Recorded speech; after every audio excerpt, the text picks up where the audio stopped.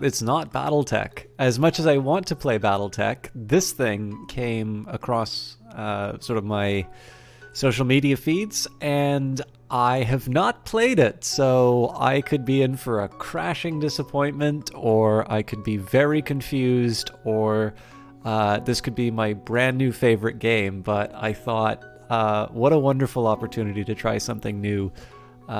It's actually why I come to you a little belatedly, although it's Friday night, so who knows when I really start Friday nights. And that is the one problem, is that I may actually be doing this game an injustice by not giving it a wider audience, by not having a consistent Friday time, but it's what was available. So let's just take a quick minute here. I'm going to do my settings just to make sure. I think I already set these up, but okay.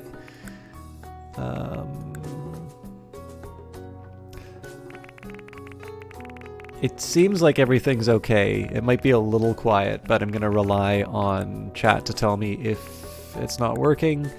I think there's a tutorial for this, so I'm going to ignore everything in that menu.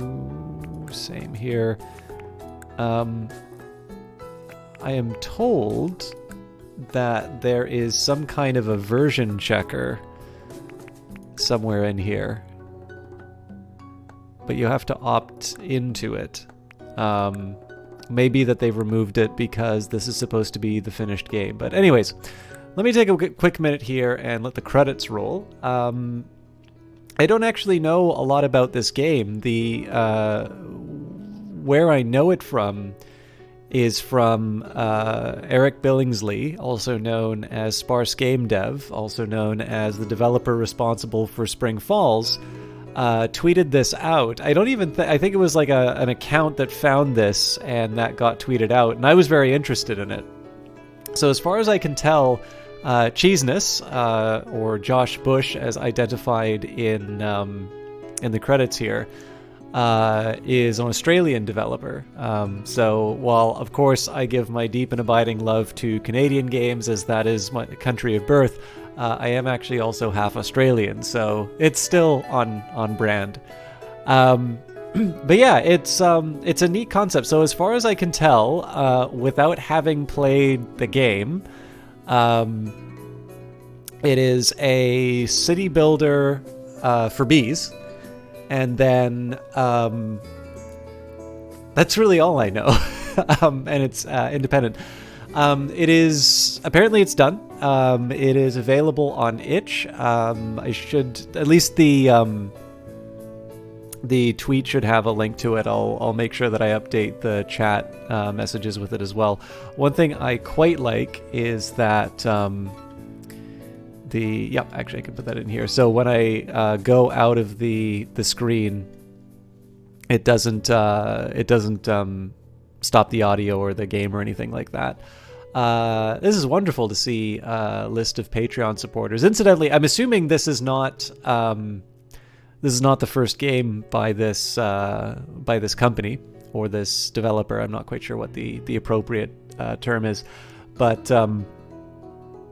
this is definitely something that I'm gonna check out after the fact, because again, if somebody makes one thing that I'm interested in, even if the game doesn't work for me, the fact that they were sort of able to... Oh, Hatnix! I don't know if they stream on the GOG channel, but they definitely have a GOG connection, so they've been by the chat a couple of times.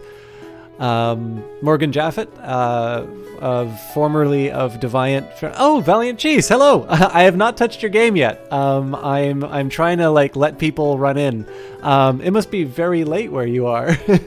This game looks cool. Oh yes, and this is the other thing. It was also brought to my attention that this is made in Godot, which of course is here. So for those of you that don't know what the Godot engine is, it is it's sort of an open source engine project. So I'm sure a lot of you've probably heard of. This is more so for the benefit of maybe people who'll be watching on YouTube later. You may have heard of things like Unity or Unreal. Godot is sort of a project that people have put together. Maybe not to have a company that is responsible for the tools of game production. And there's a couple of people in the local game dev collective, Dirty Rectangles, who swear by it. They've actually done a couple of impressive looking games. So, and then this is another impressive looking game. So 11:36 a.m. for you. Oh, okay. So I must be getting the times wrong. Valiant Cheese, is there anything that I should let people know in terms of where to find you or your stuff? Oh, sorry, the credits run over. Is there anything that I should let people know in terms of where to find your stuff or what they should know? The other thing that I was going to mention is that this game is not free. It is pay what you want. And I think there's an important distinction between the two, because what I found was when I went to get this, I went into the itch app, I hit the download button, and the thing like loaded right away and I was ready to play, and I was fully expecting how much would you like to pay for this thing? The recommended amount is $10, presumably US. So I owe you money, Valiant Cheese. But this is an important one because some of you who decide to try this game out will probably have a similar experience to mine. Obviously, if you are at the point where, you're trying to decide, do I get this game or not? Or, it's the difference between eating or paying rent.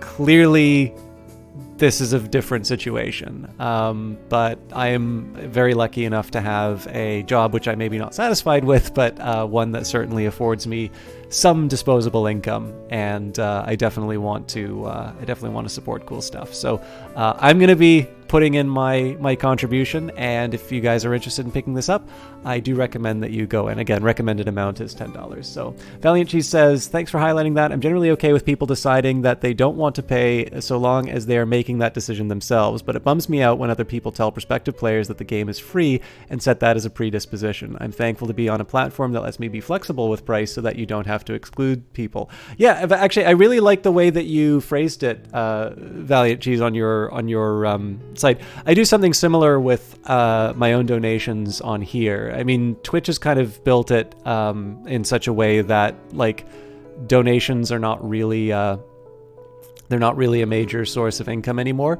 But what I tend to find is I don't like the fact that Twitch has sort of decided that $5 is what every stream is worth. I actually deliberately put the amount, the default amount, higher than what I think people would want to pay, so that people actually take a minute to think about what it's worth or what it is on there. So it's not exactly the same reasoning, but again, it's and again, it may be for the benefit of a broader audience and all of that. The developer of this game has basically made it a pay what you want game, but again, to reiterate, that doesn't mean it's a free game. It means it's a game where you get to sort of decide what you want to contribute and whether or not what it's worth. And I'm kind of being a scumbag by playing it before paying, but I have every intention and means of doing it. I am absolutely not doing anything that involves me entering my credit card on stream, though, because I am an idiot and I will tend to screw that stuff up. All right, Ascanius, good to see you too. I have filibustered long enough. Let's open up a new Hive, and we'll see whether or not I can make any terrible mistakes. The Eyes of Sin. I'm so happy. As soon as I saw this game, I immediately thought of you, and I was really hoping you'd be able to stop by and see this. So, great to see you as well. Valiant Cheese, the developer, is in the chat, at least for a little while. So, there are lots of contributing factors, but I think that consumerism in the physical world combined with ad-supported work in the digital world has led people to disconnect from the idea that things cost money, and that if you buy stuff cheaply / don't pay for stuff, that impacts the people who make the stuff, that's ability to continue doing what they do. Very well put. All right, I am going to go with what I'm assuming are the defaults, so I'm definitely not skipping tutorials, and as much as I like to find my own fun, I need some discipline imposed on me in life. So you don't want anybody who doesn't want to pay for the game to feel bad, though. The opportunity to give some support later is still there. Yeah, well, that was definitely what I was... That's one of the things I wanted to avoid in my own case, because when I was a little surprised. My usual expectation whenever I've done sort of pay what you want stuff is I'll push a button and the option to pay comes up. So I was a little surprised that I was in the game immediately after clicking that button. So, I mean, one, I am an absolute monster. So maybe for the benefit, I am like apparently like super right-wing neoliberal shill out of everyone that I know. So I'm 100% about people getting paid what they're worth, and making sure that it goes through and markets work properly and whatnot. But yeah, I definitely think like I need to make sure that I do sort of the corrective element of just sort of highlighting, this is a work that has value. So, but yeah, but again, one of the things that sort of saved my bacon on this one is the fact that there is the option to pay later. So if you're between jobs, enjoy the game. Talk to people about this game if it interests you, because there will always be more people who don't know about independent games than do. And if you have an opportunity to send the money later, please do so. All right, on to the game. Oh yes, and let me, seeing as we've got some warm bodies in chat now, that is the itch link for it. So, welcome to Hive Time. Here's a quick rundown on the common controls. Select and interact is left click, repeat build action, hold shift while interacting, pan camera, hold middle click, pan to center home, check the control settings menu for more controls, shortcuts, and alternative bindings. Oh, we get right into it. First, build an exit. Each exit allows up to 3 worker bees or forager bees, when you get them, to leave the hive at once to gather pollen and nectar. Left-click on an empty cell, and then select the resources category and choose exit to build one. Eyes of Sen says, I am more than happy to see people who create things make money from the work that they do. Independent companies, devs, artists are all great. Corporations can suck my ass. Excuse my French. Well, I am on the border of Quebec, so I do not, I don't recognize that French, but you are fully entitled to use whatever language you want here, Sin. And while I am, again, I'm taking forever to get the game started. Sorry about that. That's par for the course here. But I will take a quick minute and put some emotes inside of chat. For those of you who don't know her, the Eyes of Sin is responsible for these lovely emotes for the channel. And she does accept commissions. So for those of you who have a Twitch channel or are looking, I can say that the Eyes of Sin, 1, underprices herself severely, but number 2 is a very talented artist. And I will actually say the one that's the default, that the system HMM one, it's definitely, it's my favorite, and it's one that she kind of came out with like completely on her own. So I can give a very warm recommendation for her, seeing as we're on the topic of artists and getting paid for what they are. It's a slow game, so a slow start feels appropriate. This is also my kind of game then, Valiant Cheese, because obviously I don't have a camera and I talk a lot, so I sadly don't have any bee facts to share with everyone, but I do tend to give voice to a lot of the thought process behind playing the games that I do. So this is very much up my alley then. All right, so also forgive me. I got myself a small treat. I'm enjoying a very large coffee from a place on my way home from work. So yeah, I'm going to take pauses for refreshment every once in a while. Each exit allows up to 3 worker bees or forager bees when you get them. Sorry, I need to read this again. To leave the hive at once to gather pollen and nectar, left-click on an empty cell, then select the resources category and choose the exit to build one. So I'm curious if this counts as an empty cell. Yeah. Renovator's Dream, this is an empty cell. You can construct rooms here for resources to be stored or for your bees to work in. Whereas here... Okay. Start with the exit. Oh yes, I owed you a photo of the goodies.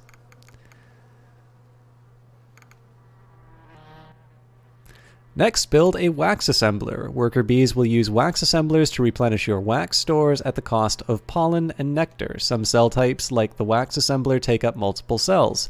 left-click an empty cell with adjacent empty cells above it and below it, and then build a wax assembler from the Resources submenu. I did turn on depth of field, Valiant Cheese. Is it something that I noticed that it was not. I noticed that it was not on by default. So is this something that is the canonical experience of the game to have depth of field off? I usually just go in and like turn on all of the settings, but I definitely notice sort of the focus is sometimes like obviously this is probably not the when I got in really close like that it wound up looking a little blurrier than what it was intended. I think the depth of field is like right across the focal point is like right in the middle of the screen. I can turn it off if it doesn't represent it that well. I just usually think that.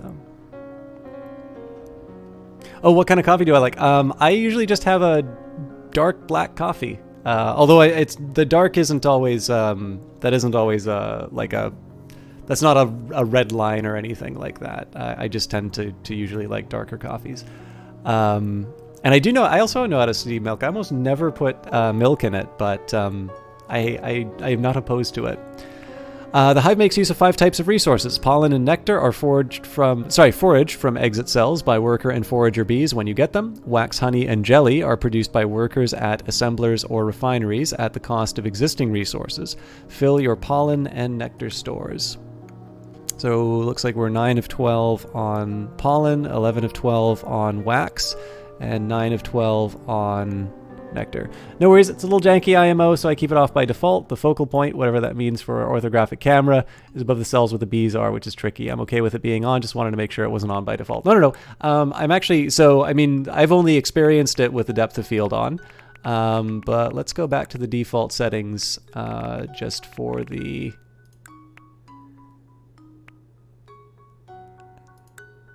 And yeah, very good point on orthographic, because I'm not actually sure what the right terminology for half of this is. Johnny Big Time Bees. Oh, damn, look at the queen bee on her chair. Johnny, please stream this game.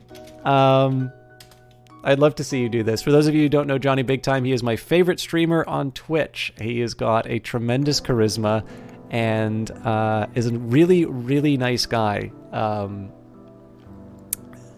So in person. Well, I actually haven't met him in person, but like off cast as a normal. Oh, this is neat. This is where all the little resource stockpiles are.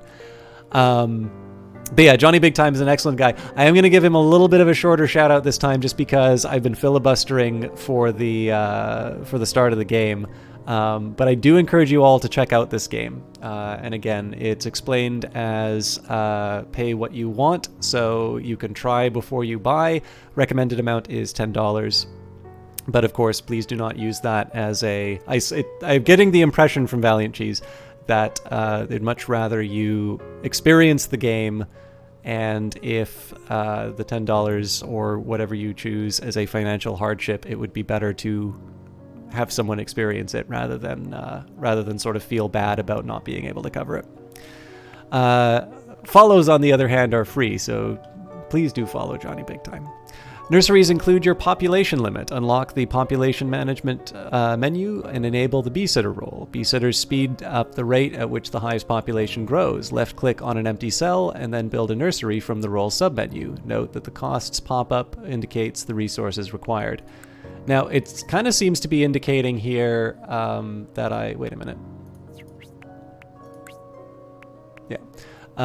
It sort of seems to indicate to build it in the bottom left, but I kind of want to use these sort of singletons, or maybe singleton is the right word, but I kind of want to make use of this this isolated spot. So I'm finally asserting my control. Orthographic cameras don't have perspective. Everything is the same size regardless of distance. Concepts like field of view and focal length don't really mean much in the context, I don't think. No, my background's just from being a camera assistant, which unfortunately needs to take place in the real world for my job. Former job. So yeah, I have no frame of reference whatsoever for orthographic. How you doing, Ego Karen? It is a good day because I'm trying a cool new game right now. And you can reshow the current tutorial by clicking the graduation cap in the bottom. Oh, I didn't even notice that. Thanks. Some days Barry feels way hip. Other days they feel entirely out of touch. That was to the question mark that appeared there. So enable babysitter role. Wait a minute. Nurseries increase your population and unlock the population management menu. Ah, hang on. So I haven't found the population.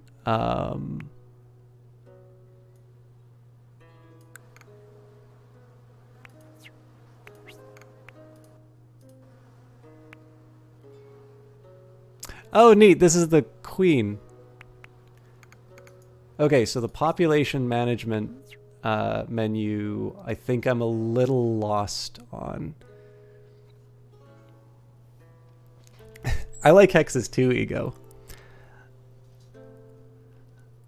All right. Let me just take a quick second here to see the thing that Eyes of Sin showed me. Actually, I'm going to be a proper... you showed me this before, Eyes of Sin. This is a really cool little thing. Oh, is it not showing? There we go. So Eyes of Sin says, I have something that this game reminds me of. It's beeswax you got from an elderly beekeeper from Australia a while back. I have beeswax and honey lip balm too. And forgive me if I am mistaken, Valiant Cheese, but I believe Valiant Cheese is an Australian game developer, so the connection is a very appropriate one. The Eyes of Sin. Those icons at the bottom left and right have an effect when they appear that's tuned for 1280 and 720. You can increase the notification effect size from the interface settings menu if you find that they're not standing out. Actually, for me, it's not even that they're not standing out. I think I was just a little confused in terms of what the button meant. I thought... or are you talking about like they sort of flash when they're brought up? But yeah, I think I've got it here. You are Australian indeed, yeah. And what is your favorite Gone then, Johnny Big Time? Hey, Miles 4K, how you doing? And then the Oregon, nice. Defined earlier, another Aussie dev studio. Yeah, I was really sad to hear that they went out. You worked with them for a bit over the years. Excellent. So that must have mean you worked on Hand of Fate then. I am a huge fan of it, and actually Johnny Big Time very kindly gifted me Hand of Fate 2, a game that I fully intend to get back to.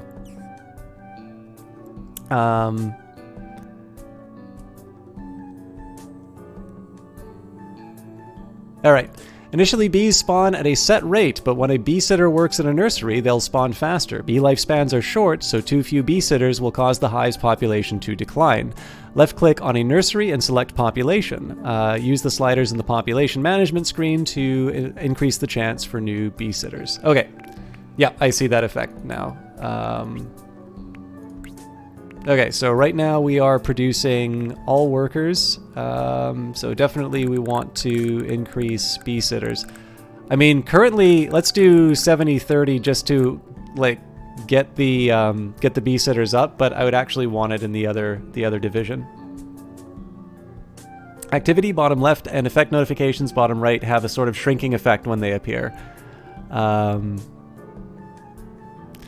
All right, workshops unlock the builder role as well as the ability to research new construction operations and other perks. Workshops and other role-specific cells also increase the population capacity for that role. When a role population is over capacity, bees of that role will live half their normal lifespan. Build a workshop. Okay, that's a neat idea. So basically your replacement, or the depreciation rate of your bees goes up as the if you're at the limit. Okay, let's build our workshop. Okay, we've got a nurse. Oh.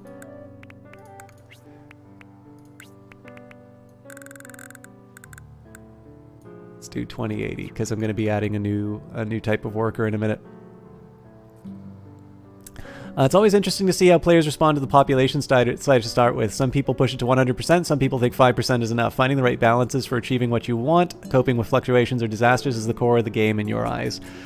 Oh, okay. I'm probably going to wind up absolutely clobbered in this game then. But that's fine, because it's on brand because there are mysterious bee deaths across the world, and it's very sad. And 2, I love the opportunity to sort of figure stuff out. So this will be fun.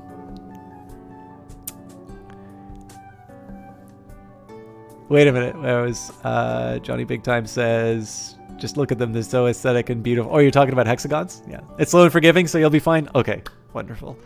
Okay, we're playing this all night. I wasn't 100% sure, but I'm actually quite locked in, and it's super nice to have developers inside of it. And again, Valiant Cheese, if you have anything to hawk other than this game, like if you have a Twitter account or a blog, I know you have a Patreon, which I actually don't have the link for, so please feel free to put that inside of the chat here. I always love it when devs stop by, but more importantly, one of the nice things about this is every once in a while people say, like, where do you find, these cool games and whatnot? And I like to give the really sarcastic answer, well, because I look for them. But no, it's actually one of the things I really try and encourage people to do is follow people who make stuff that they're interested in.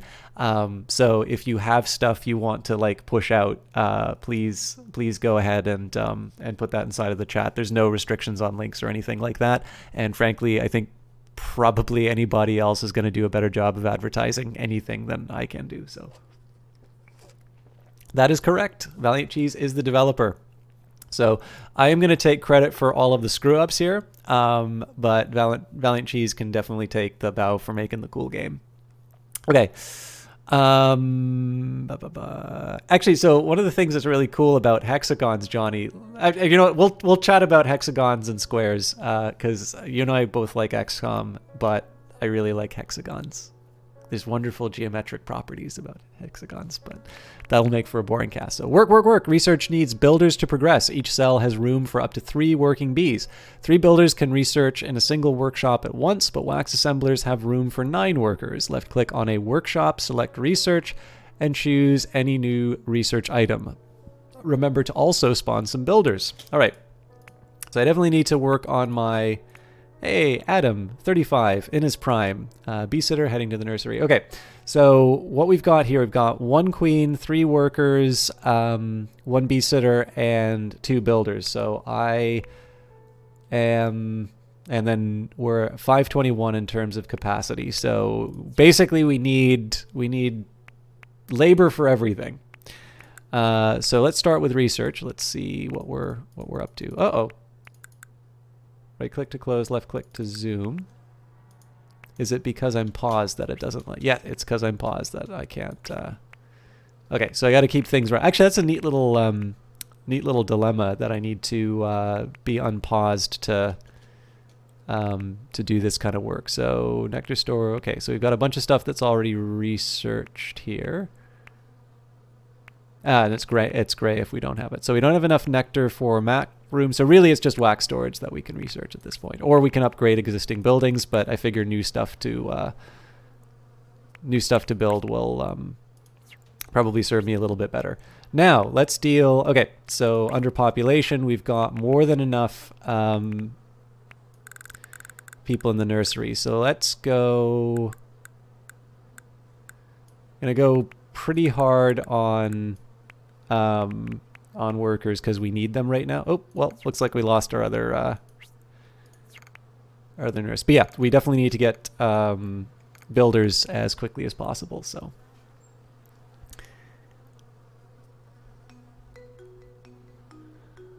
all right. Oh, Johnny now hates them again. Oh, I've been ignoring these speech bubbles.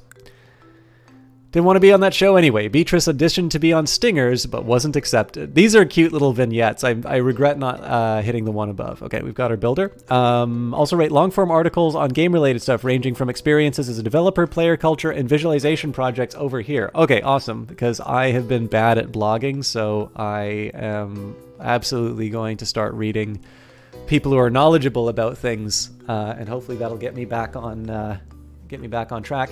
And you tweet and toot here respectively on Twitter, and I've never used Mastodon, but I've heard of it from a guy here. I need to check that out. So Stingers is the name of an Australian police drama. I did not know that. I say I'm half Australian, but I haven't been there since I was in like middle school, so I do not know anything about about Australian culture that isn't ridiculously outdated.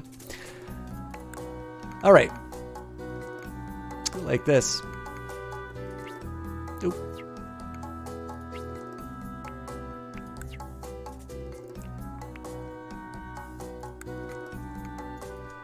So it says 3 builders can research at once. We've got 1 of 2 and our capacity is 2, so I'm assuming that that's probably a call for another nursery. Of course, I can't cluster stuff together. Oop, but I can... Ah, neat. Okay. I'll make the nursery quarters here. Oh no, we have no...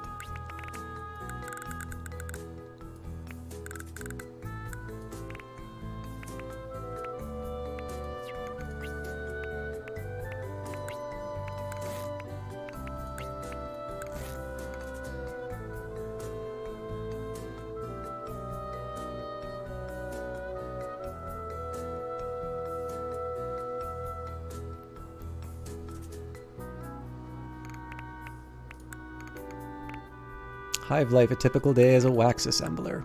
So breezy, an accident once left Gertie with a bald spot on their chest during the cold season. Remembering gives them chills to this day. And no bee sitters. The Hive has no bee sitters to help grow its population. Yeah, I need to fix that, so... The foundation of a successful hive. Your hive has a productive population, and you're able to have new bees specialize in particular roles. Continue to grow your hive with storage, production, and role-focused facilities. Research jelly production and accumulate 600 jelly to create a new queen at the throne room before the current queen dies. Ah, okay, so now I have... the possibility of loss is now looming, so... Okay, so clearly we need to go a little bit harder on... sitters, and part of this is just to okay, so I'm actually going to go lower on the workers, and that's just because I don't actually have a lot for my workers to do right now. I will be building more stuff, but currently what I need is sufficient. Okay, I really like the idea of what was it? It'd be nice if I had more precision with the numbers, but I know I'm going to be sticking around with that forever. So, okay. So builders, we're getting shorted on builders now too. We'll see how this turns out. I probably overcompensated on nurses, but all right. So we're looking to produce jelly. Let's see what we can do. I'm also curious to see where the research is going. So we've got wax storage. Oh, interesting. Okay, so we're going further already. Upgraded workshops further increase builder population capacity, allow the cell list to be viewed, and unlock additional research options. Well, it definitely seems like we're kind of hitting the limits of what we can research. So let's start with a workshop upgrade. Where bees have surpassed humans and have colonized Mars. How big can a hive get? Well, there's lots of real estate, so I'm being a bit slow in terms of producing stuff. Okay, so we are going hard on builders, and we have nothing to put them in. So let's start there. Research is complete. Again, I'm being bad at paying attention to these, but that's also probably because I'm playing at a really small resolution relative to what I should be. Okay, so we'll do workshop. So same, similar idea to the nursery. I'm gonna even this out a little bit.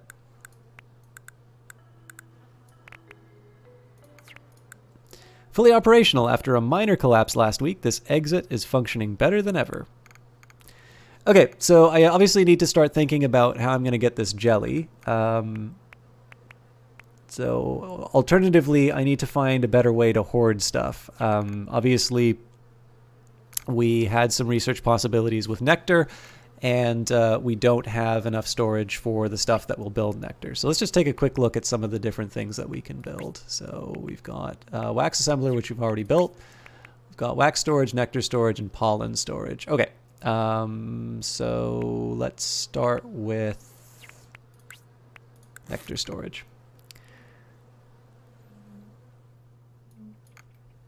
Oh wow, there's even more.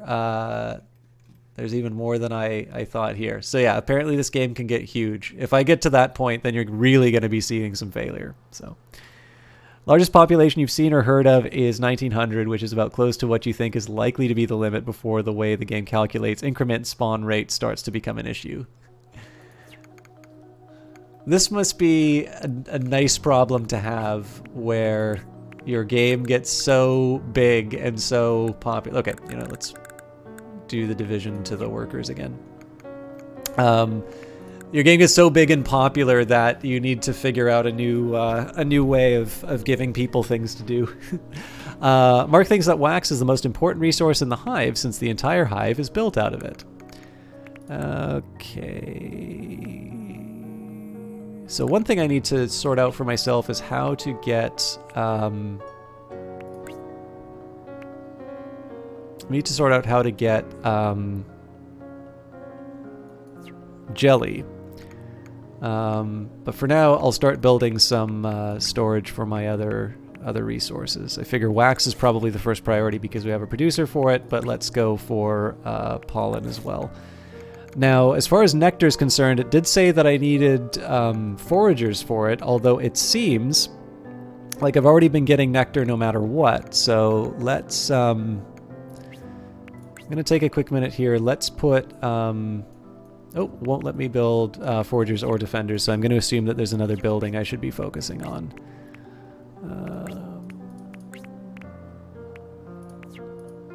Autosave. Okay, so I need more pollen before I can do... okay. I don't have the research options because I need to spend to upgrade to it. Big and popular is a tricky thing to qualify with a pay-what-you-want game. Launch feels slow and quiet to you, but you're mostly measuring that from a sales perspective. You are expecting and hoping things to grow dramatically after you get the time to do a second trailer and spend more time reaching out to press. You had about 100 people playing the game before release, and some of them were interested in pushing boundaries. Oh, you mean like so you had people who were trying to build the biggest hive that they could? Okay, so the good news is, as far as wax is concerned, we are clearly overproducing. The pollen, on the other hand, we're very short on, which would suggest to me that I need to focus on... probably need more workers. Okay, so let's move back a little bit on nurses, because we've got... that. Research, of course, is important, but if I don't have the resources to support that research, it's not so good.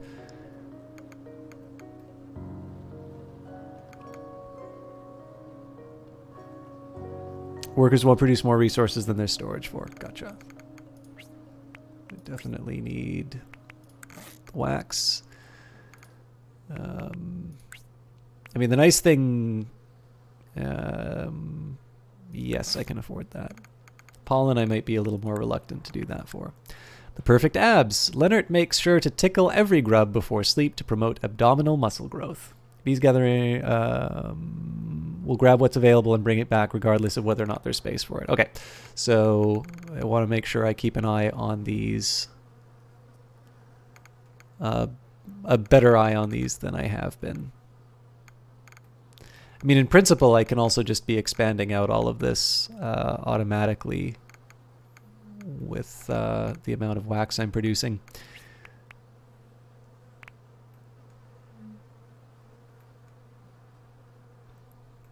Yeah, we're at 32, so let's...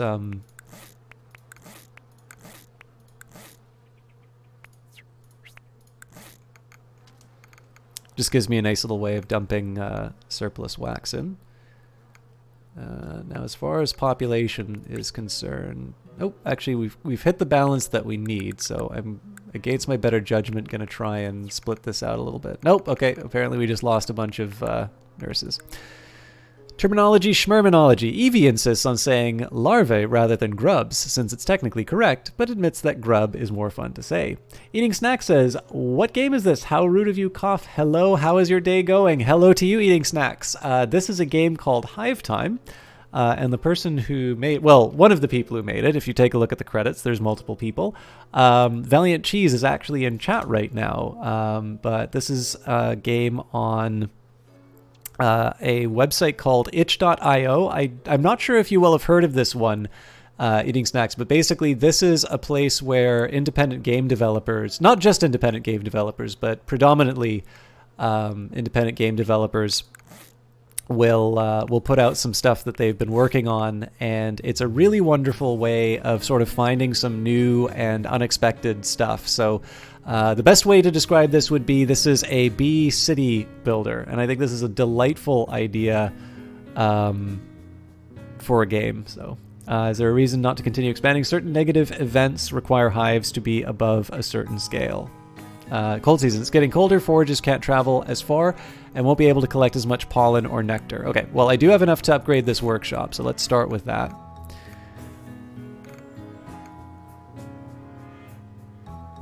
I'm definitely feeling a pollen shortage.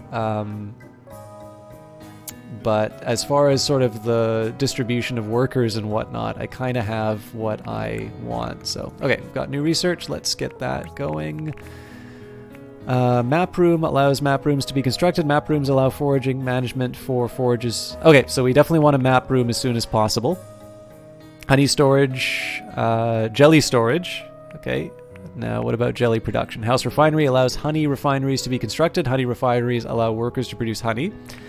And a jelly refinery. Okay, so jelly refineries need honey. Honey refinery currently needs pollen and nectar. And then map rooms will allow foragers to be built. So I think I'm going to start with focusing on a map room. And it would be fun to do all of these upgrades and whatnot, but I kind of feel that my ability to get goods is most important. There's an event that you've been wanting to add which makes you cover a wax maintenance cost and destroys some of the hive if you can't afford it, just to keep wax relevant in the late game. And then having the capacity to produce lots more than you need, or getting to a point where you don't feel like you need to build more. Yeah, well, and I mean, Miles, I think what Valiant is pointing to as well, like clearly I'm expanding out the hive just so that I'm not sort of leaving resources on the table. But of course, if I need to spend something other than wax to build something, I'm going to be reluctant to use it. So it doesn't have your name on it. Freya brings her own monogrammed hammers to work and gets upset when other builders use them. Out of curiosity, guys, what do you think of this? I am delighted by it. I actually, one little touch that I'm rather impressed by is the fact that I need to so like a lot of people who watch my stuff know me through like the Paradox games that I play. So like hitting the space bar and like deliberating on every single decision before moving it. I actually really like the fact that sort of the world is running while I'm making a research decision. There's one side of me that really pushes back against it, and then I kind of think, no, this is actually good. This is like me taking my medicine. Now, one thing I'm a little curious about, it looks like I'm able to do research. Oh, there's that map room that I wanted. Okay, no, it's current research, so...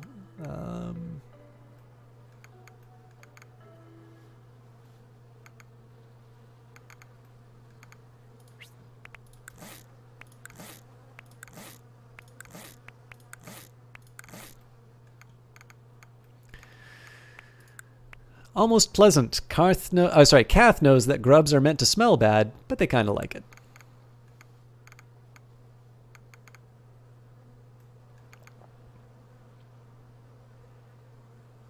Now, I'm mildly curious if I'm going to be able to get away with trying to go for more workers.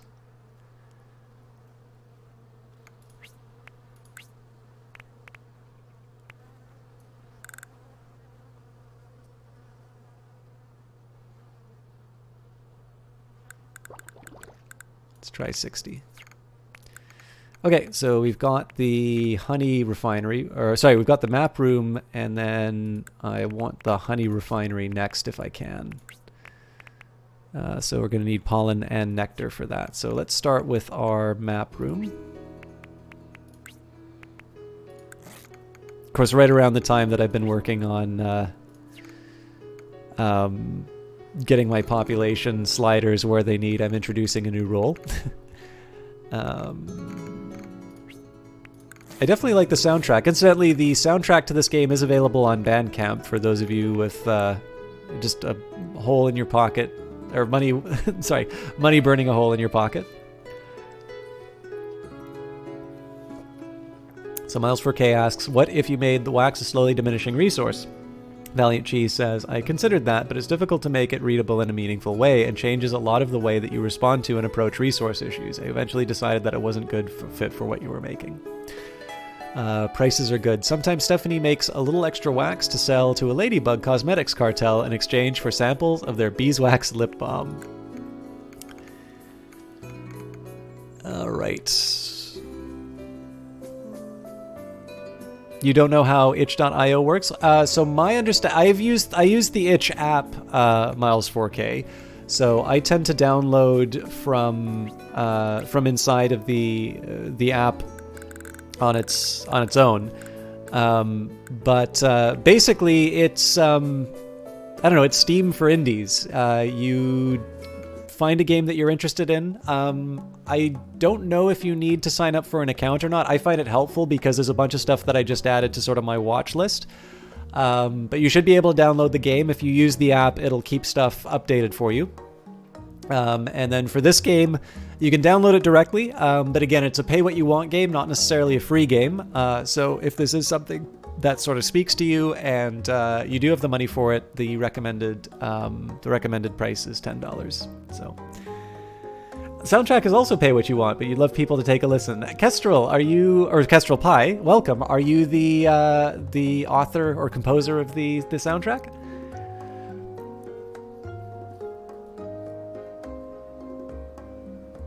Oh, sounds like it. It's also pay what you want, and 50% of the proceeds going to the Bumblebee Conservation Trust. Oh, that is wonderful.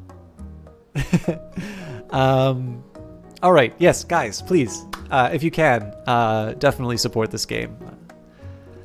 All right, Helpful Hand. A guild of carpenter bees is touring hives in the area, hoping to raise its profile by offering resources and seminars on best wax practices. So we could say it sounds suspicious or sounds nice. We'll say sounds nice.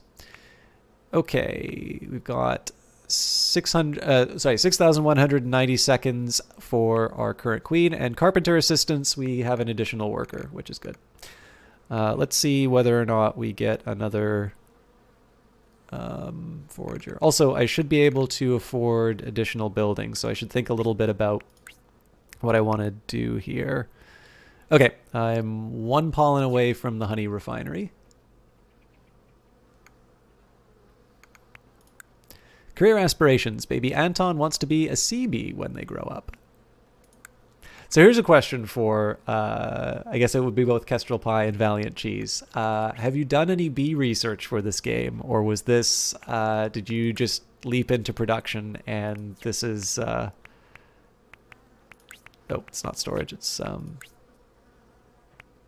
oh, I want to research, not build. All right, honey refinery is on its way. So yes, was there research for this, or was it? Is this just the product of pure intuition about bees? Okay, let's see if I can do more with map rooms. It is going to cost me a bit of pollen, but I think foragers. I mean, it seems that foragers are resource generators, so I'm willing to invest some resources in that. You bought several kazoos, but I don't think that counts. Itch doesn't require you to have an account to buy and play games. As you say, it has a downloader updater client like Steam, but it's optional. I think of Itch being similar to Bandcamp, but for games, where it's much more about infrastructure that's available to all rather than primarily being a discoverability platform. I really appreciate having Valiant Cheese in the chat, by the way, because as much as I like Itch, my experience of Itch is sort of as a user, in the sense of I have something that works for me and that's it. I obviously don't have any maybe official view is not the right way to put it, but like just because it works for me doesn't necessarily mean that's the way that it's set up. But it should also be fairly self-explanatory when you go to the link, which incidentally it's been a few minutes since I've done that, so. Gripping. Christopher is known across the Hive for telling the best crazy stories. William's favorite is the one about hugging grubs. Interesting. Okay, foraging. Let's just see here. Selected foraging zones. 6 unallocated. Deployed defenders. Every 3 map rooms provides an additional zone allocation. Okay, neat.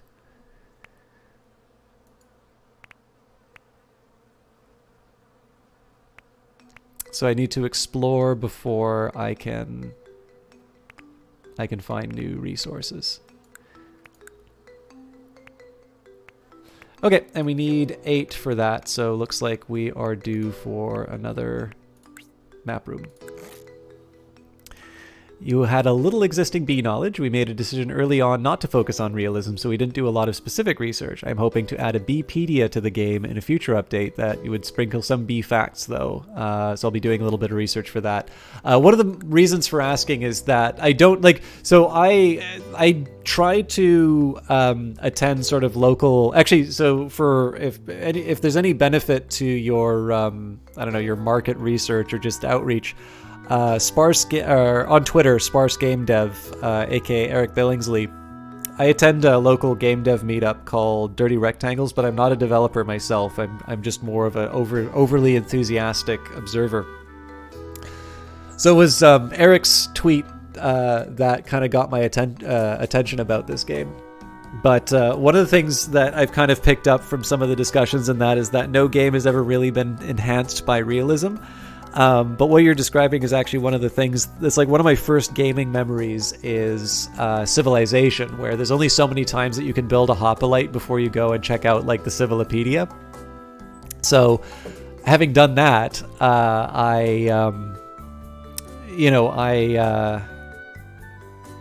I've got a special love for games that add a few facts in the background for me to learn a little bit more about the subject. Because again, I mean, I got this because I already like bees. I don't know that much about them. I think Eyes of Sin probably could put me easily in the shade about her bee knowledge. But I'm just a little curious. Is that the Spring Falls? That is the one and the same. I don't know if you played Spring Falls, but it was one that I liked. One thing that actually really lined up well for me was I quite liked the mood and kind of the very relaxed atmosphere for it. And it's a similar feeling to this one. One important distinction that I noticed, though, that works for me is that while it's a very relaxed game, I find I'm doing a lot. Whereas some of the games that are a little bit more relaxing, I tend to be very ponderous in terms of moving on. But like, it always feels there's another thing for me to like click and work on here. So it's on yours to play. Oh yeah, I mean there's so much good stuff that's coming out, but I can give a big thumbs up for Spring Falls. It is one that admittedly I kind of got, because I got like a free key for it, I always need to disclose that thing. It's like, I was given a key for promotional purposes, so let that, have whatever. That's probably for the benefit of people who are already not familiar with the game. So keep that in mind if that's something that might be altering your decision to pick it up. But I think Spring Falls is a very good game, and I quite liked it. So, oh yeah, sorry. For fun, Queen Kira once spread a rumor that she was really 3 stink bugs in a trench coat. All right, it has hexagons. That's the only detail that matters. The world would be better with more games with hexagons. Do I want to spend the... Yes, I do. I might as well do more wax storage. Actually, against my better judgment, I think I'm also going to do the pollen storage. Okay, so I want to go a bit heavier on foragers at this point. I'm a bit nervous in terms of workers, but we have a threshold that we want to get with workers. Okay, autosave is good. What else? I don't think I'm researching anything right now. I've probably spent too much, but... Oh no, we're currently researching the honey refinery. We just don't have any builders working on that right now, so...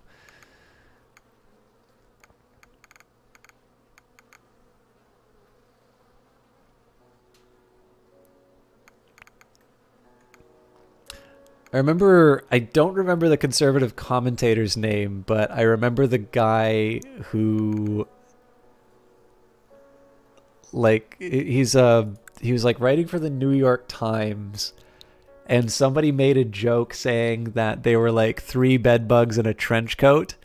And the guy, rather than just accepting the joke, went and wrote like a column about how it was comparable to the dehumanization that happened in Nazi Germany. And like, I don't really want to share that column because people like that really don't need more attention.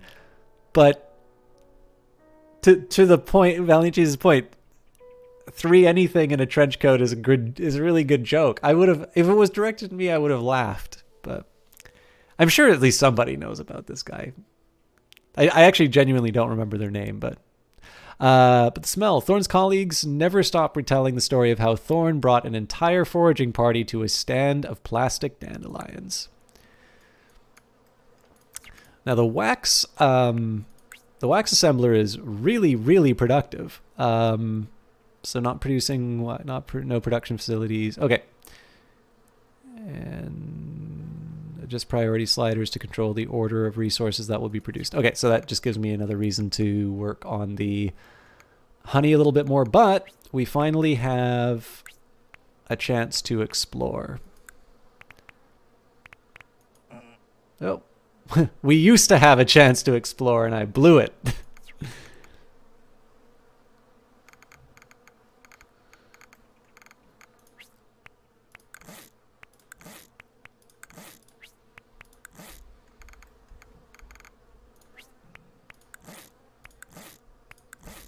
Okay, we got a raid again, so.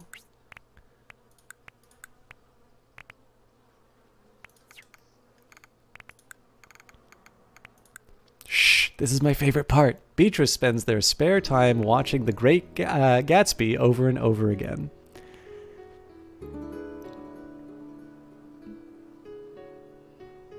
If you don't want to share it here, send it to me in a DM.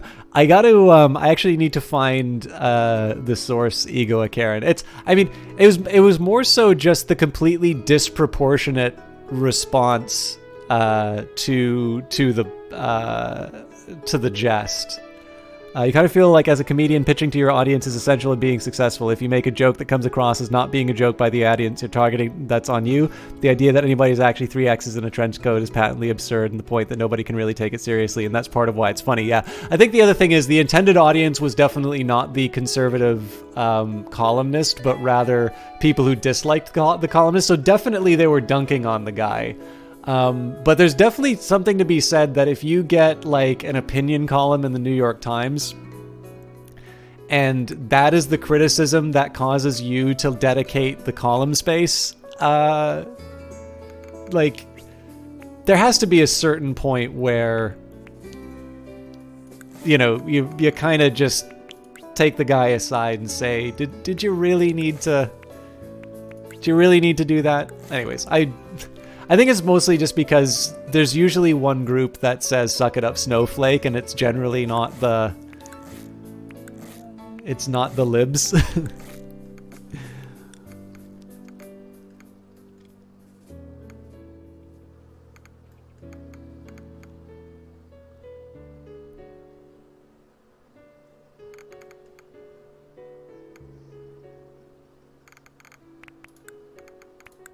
This just in, Francis has found a new patch of daffodils yesterday, and every bee is a buzz. Speaking of, it's been explored. Oh yeah, so I explored it, but I didn't use it for foraging, so I should probably be paying attention to that. I'm sort of getting the impression I should probably be expanding out my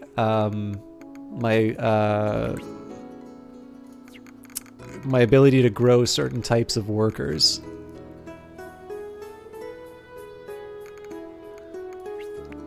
So let's start with another nursery.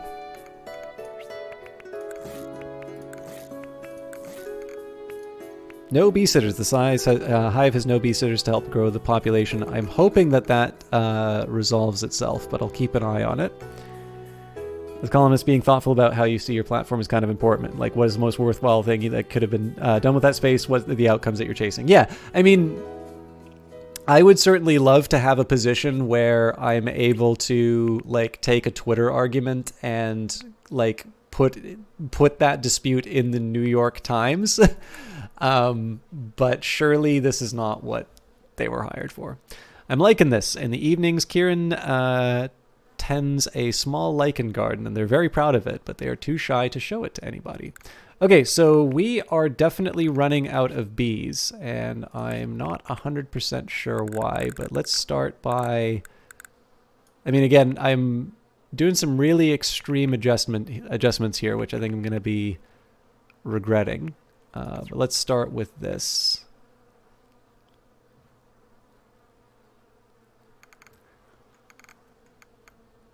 And again, we've got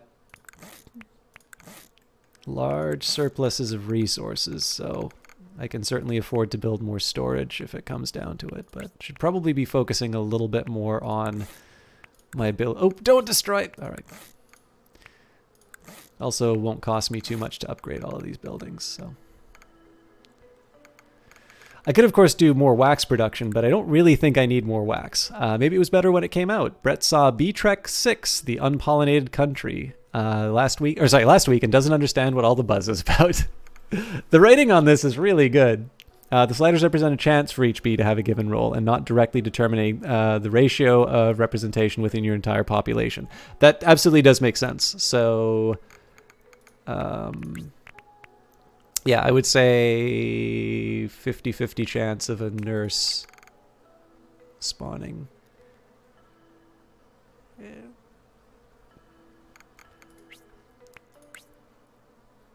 In fact, let's just say we don't want... Let's say on the balance of things, I'd actually like to maximize my nurses just to get the population numbers up, and then we'll run that down a bit.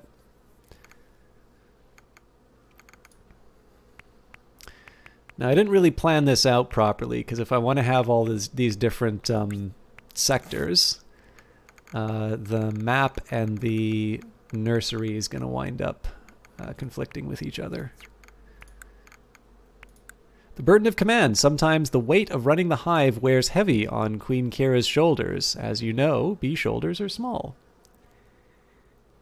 You have mixed feelings about the writing. If you're happy to give up the opportunity for... Sorry, if I was happy to give up the opportunity for silly stuff like that, which I guess you're not, it's super close to being a game that could work without any text and would make it more accessible to a broader audience. I mean, that's a really good point. I mean, obviously, to reach out, I'm assuming you'd need some kind of like localization efforts. I don't think I'm quite... Maybe... nectar, but everything else I think I can hold off on.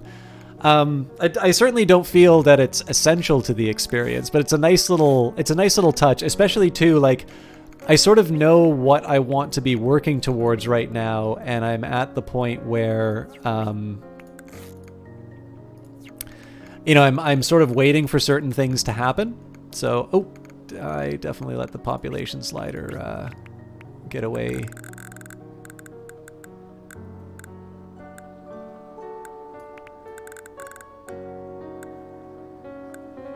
All right, we'll run with that for now. I definitely want more map rooms.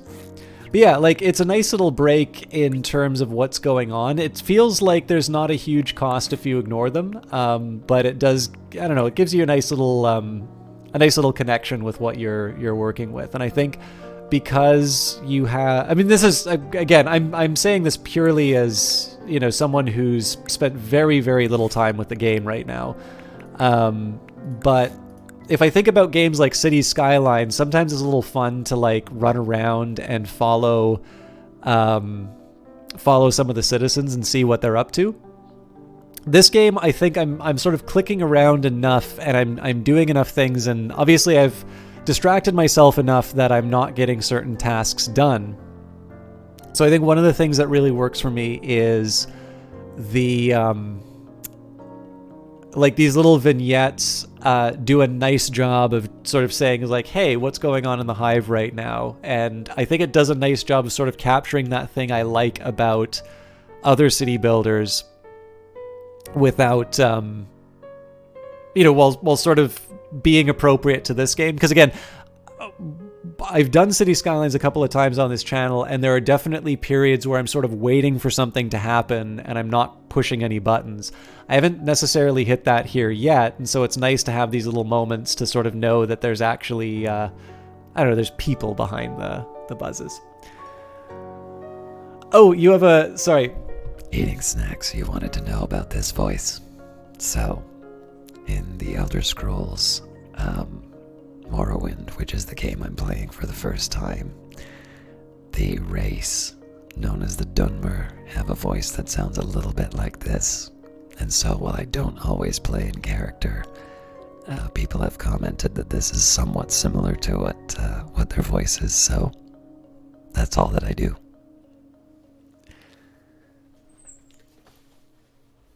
You've seen videos on YouTube from Korean, Chinese, Japanese, French, and Spanish-speaking players, so it seems like it's not overwhelmingly inaccessible on a language front. But as events become a bigger factor, you think there's a possibility to lose some... Oh, yes. Okay, so I don't think I've run into any event. I guess I had those workers that visited. You're absolutely right. I didn't even consider the events. But yeah, so eating snacks, Twitch got rid of pre-recorded videos and instead has replaced them with reruns.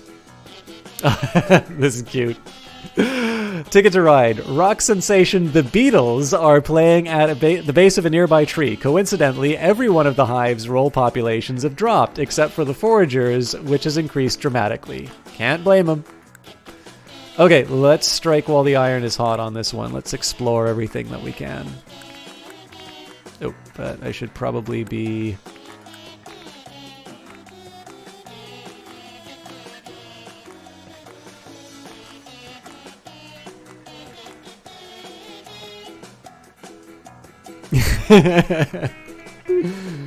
Well done, Kestrel Pie.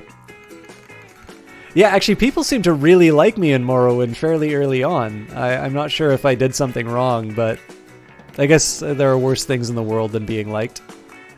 Right, so I didn't do the management properly.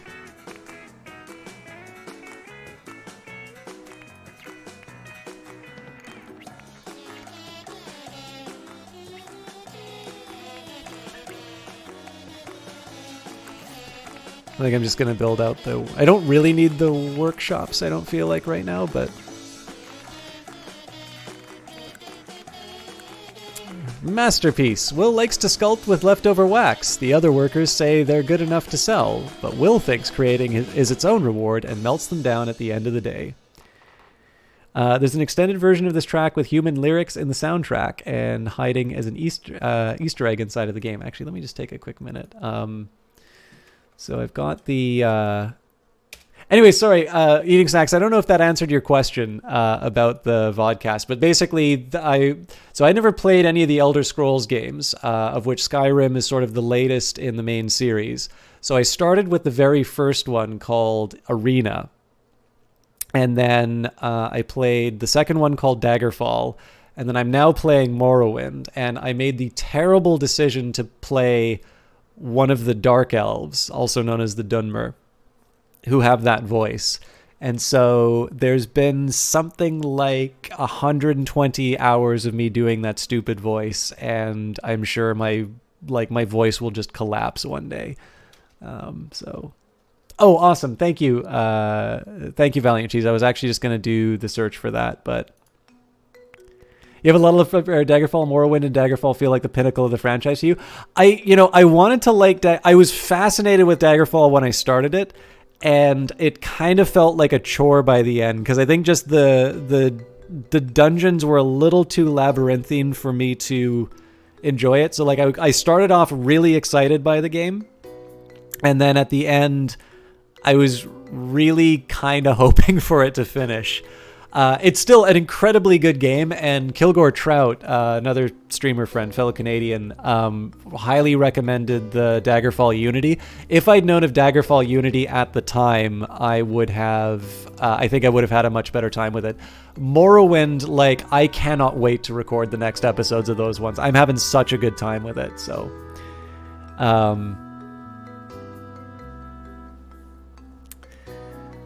You love that Daggerfall kind of lets you buy a house and build a life on your own terms in a way that no other game in the series does. Yeah, I mean, this is just I think probably because I just spent so much time with it, and I didn't say it at the time, but I knew that I was going to be moving on to Morrowind, which everyone sort of speaks, with these hushed tones about what a good game it was, and I completely understand why. Okay, one thing I'm thinking of is to keep bee sitters higher than everything else, because I feel like we went from being at the population camp to all of a sudden a huge die out. So, but yeah, it's just one of these ones where I sort of feel like I have to blame at least part of it on the fact that I was streaming. I kind of feel like if I wasn't streaming and I knew I was going to be moving on to like the next one that everybody really likes, I probably would have been able to enjoy it a little bit more on its own terms. But again, it's a wonderful game and a really impressive achievement, and it was really just marred by a few things that really kind of grated me. Like the whole fact that gold weighs something is just, that is a mechanic I really could have done without. Yep, I think that's a really good comparison between the two. The other thing I should say too, guys, like one of the reasons why I wanted to do that Elder Scrolls experience, I played probably about an hour of Skyrim, and I like bounced hard off of that game. Like I did not get what the hype was at all. And it was actually playing Arena. Sorry, I'm spending so much time talking about stuff that's not this game. I spent so much, but we're talking about world building, so this works out. When I played Arena and I was running around and like I wanted to wait for a certain holiday so I could get a discount at the Mages Guild and like buy all of the spells. And then I realized that one way I could do that would be, okay, I'll go to the tavern and like get a couple of side quests and stuff like that. That was when the whole idea of having like a big world where it was kind of up to me to decide what I wanted to do with my time, and like it ceased to be just this treadmill of quests that I was running into, and it's like, okay, the world is coming to the end, but I really need you to deliver my mail first. I think I finally kind of got what people see in the Elder Scrolls games. So oddly enough for me, it actually took me going back to the beginning of the series and moving up to finally sort of realize what didn't quite click for me when I first played Skyrim. Now I have no idea. I mean, right now I'm just focusing on finishing Morrowind, and I'm having a great time with it, except for the cliff racers. My God. But yeah, I'm one of these weirdos who apparently didn't appreciate the Elder Scrolls at the time. Kestrel says that Morrowind was really the intro to RPGs of that nature. At the time, you couldn't believe of how much it got its hooks into you. It felt so adventurous. Some of your favorite moments were when you'd go exploring and have some adventures and make it back safely into town in time for the sun to rise and the music to swell up. Yes. The other thing that I've done is I've put a bunch of mods into Morrowind, so it's definitely a very handsome-looking game right now. The thematic derailed... derailed seems is what you're here for. And you feel like it's a trajectory that you can see that started with Morrowind and progresses through Oblivion to Skyrim.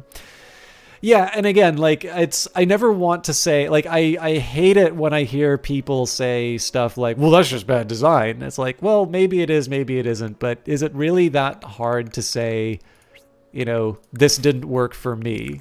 Because I generally assume that people who are developing at that level know what they're doing. It doesn't mean that it's the right choice. It doesn't mean that it works for everyone, but like, I don't know. I've always really hesitated the urge to sort of give this very authoritative statement on what somebody's intentions were or should have been. And it's a really hard impulse to rein in as a streamer, because you have to say something, and it is so easy to, if you don't like something, like just being able to say something ignorant in the moment is tragically easy.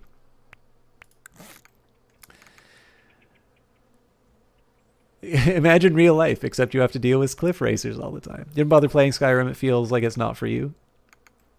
No worries, ego. All right. We've got the honey. Wasp attack. One of the nearby wasp clans is raiding for nectar, killing any bees who stand in their way. Without any defenders to protect the hive, the wasps are making a real mess. All right, so I am being punished for not investing in my defenses. So I have a feeling I know what I'm building next. Barracks. Fortunately, they left me enough to defend myself. Ooh. That's a really nice choice to make the resource generators different different shapes. I like the sort of the puzzle aspect because obviously these trees and whatnot are going to be a little tricky for me to manage, or like to they're going to be a little tricky for me to fit everything inside. Wait till you start upgrading stuff.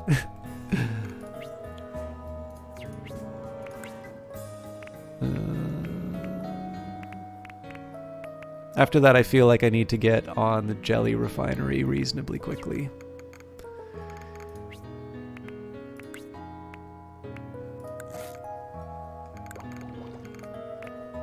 Okay, barracks is complete. Let's get a new research project underway. Don't have the honey for it yet. We can upgrade map rooms. We can allows clusters of map rooms to be upgraded. Upgraded map rooms further increase. All right.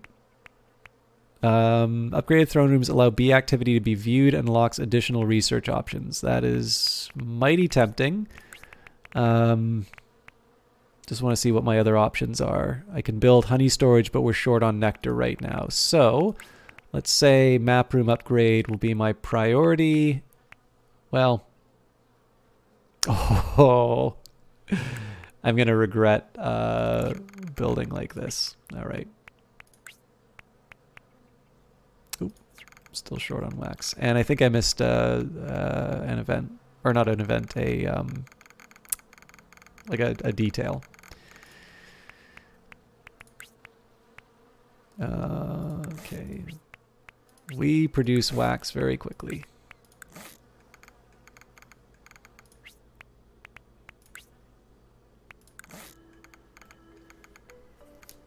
Okay, we can do some more exploration.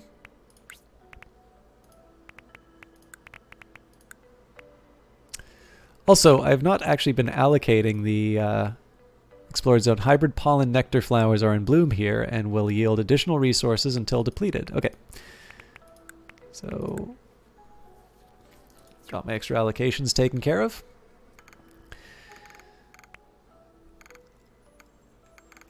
And we definitely... Okay, so clearly under production, I need to bump up the honey. Okay, honey... Oh, not producing. What?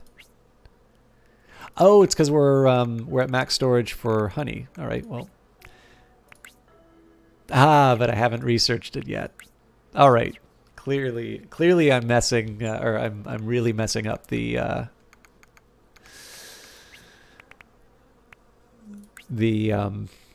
God, words. Oh, and barracks. I need to make barracks.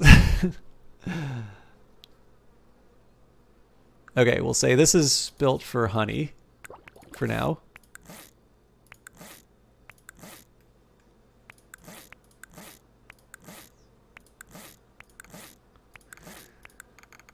Okay, so wax storage has been researched. Honey storage comes up next. Let's hold on to the nectar for that, although I'm probably going to need something for the barracks.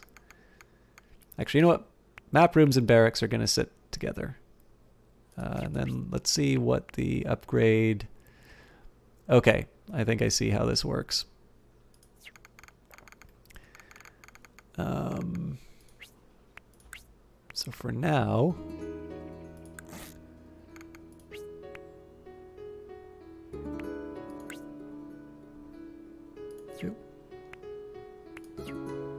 What are you doing?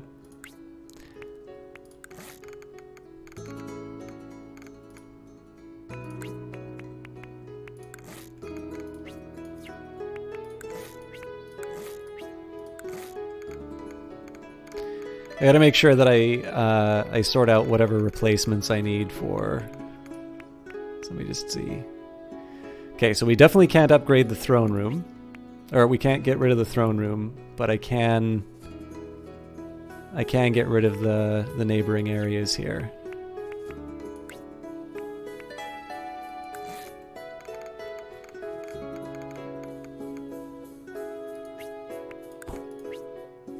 Let's make sure I don't lose too many resources. Oh yeah, those barracks.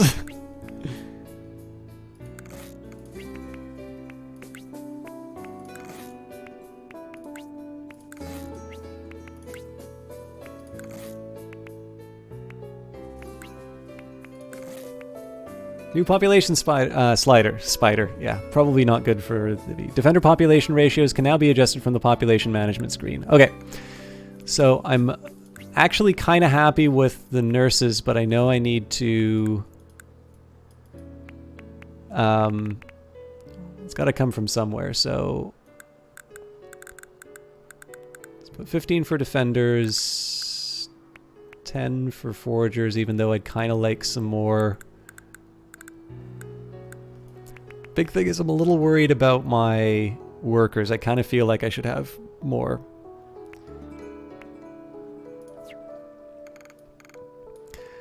Okay, let's get back to this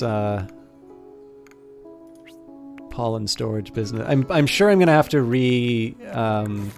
refactor some of my storage here already, but all right. What else was it?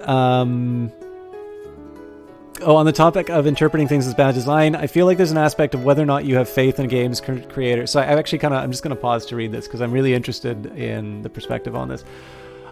You feel like there's an aspect of whether or not you have faith in a game's creators to provide you with a worthwhile experience. If you don't have that, then it's easy to see that every hurdle you face and every aspect you don't like is mistakes on the creator's part rather than indicators that a game may not be your kind of thing.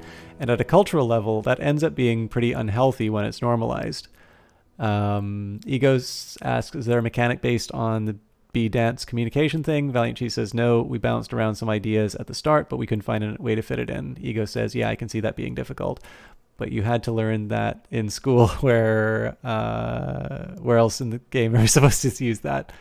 I'm sure I'll be sure to talk about dancing in the Bpedia. Nice. Yeah, so Valiant Cheese, I actually really appreciate you offering some insight on that. Because, I mean, again, like, there is... sometimes a culture among the influencer class, as much as I hate using the term influencer.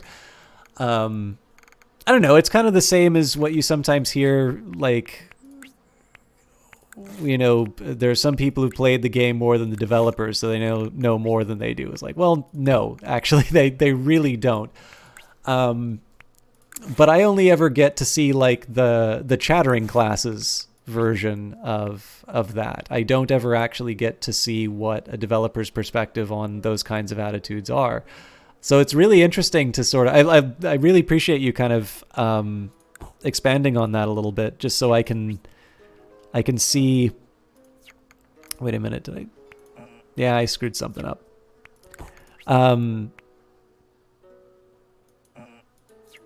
Oh, I get it. So I need to put the...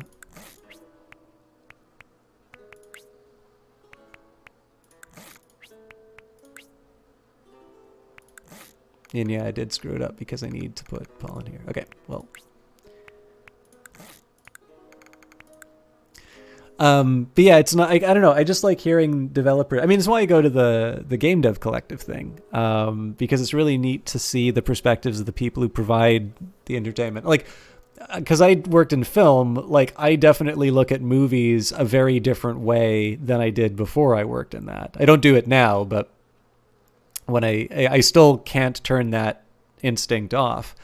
So it's really interesting to sort of see creators' perspectives on what seem to be really easy statements to make, but ones that aren't necessarily the most charitable or insightful. So I had to respond to a player this morning who was adamant that the game was over and that it was poorly defined because their beesitter population died out. In contrast, you've seen that happen 3 times on this stream so far, and each time it was treated as an opportunity to tweak and tune things differently. You don't really like to fix out on negative players, but you feel like that highlights the difference.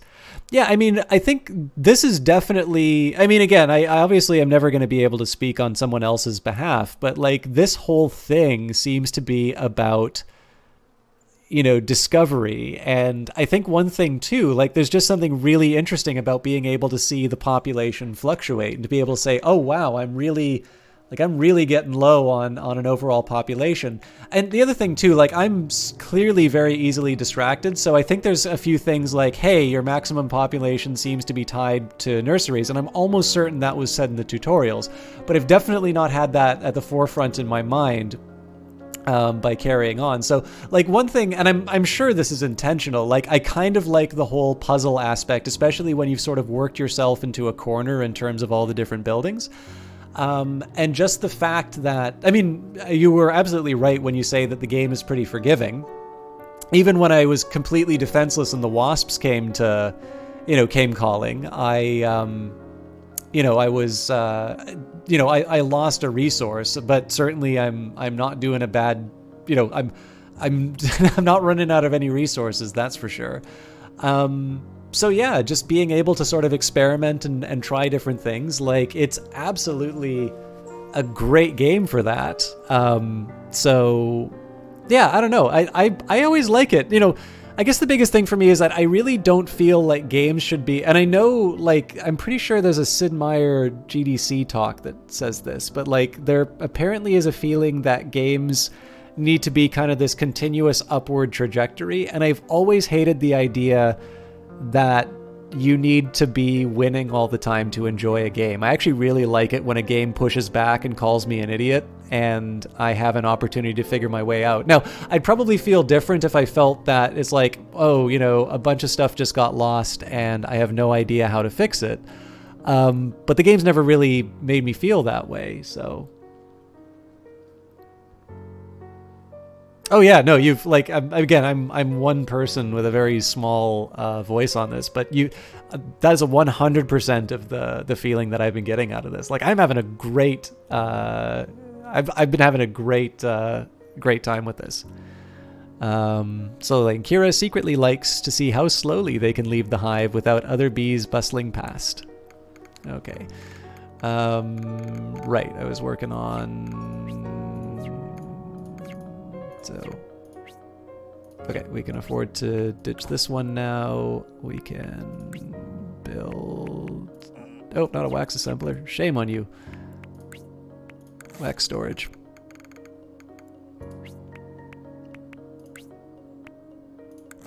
I think at this point I'm going to just try and get any structures that... so if we destroy that and we put...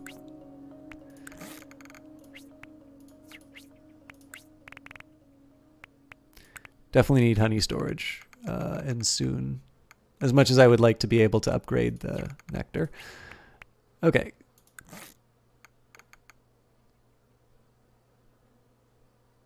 I didn't really plan this one out very carefully, but...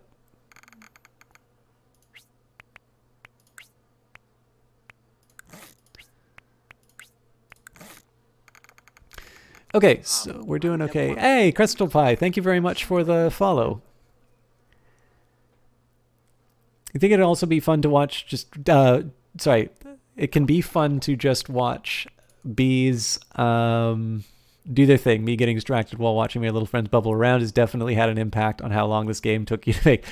Okay, so this is actually one thing that I've been slightly curious about because I sometimes wonder, like, when you make something like this and, like, you've made it, like, these are your bees running around, if designers actually sit down and just, like, look at the thing that they've created.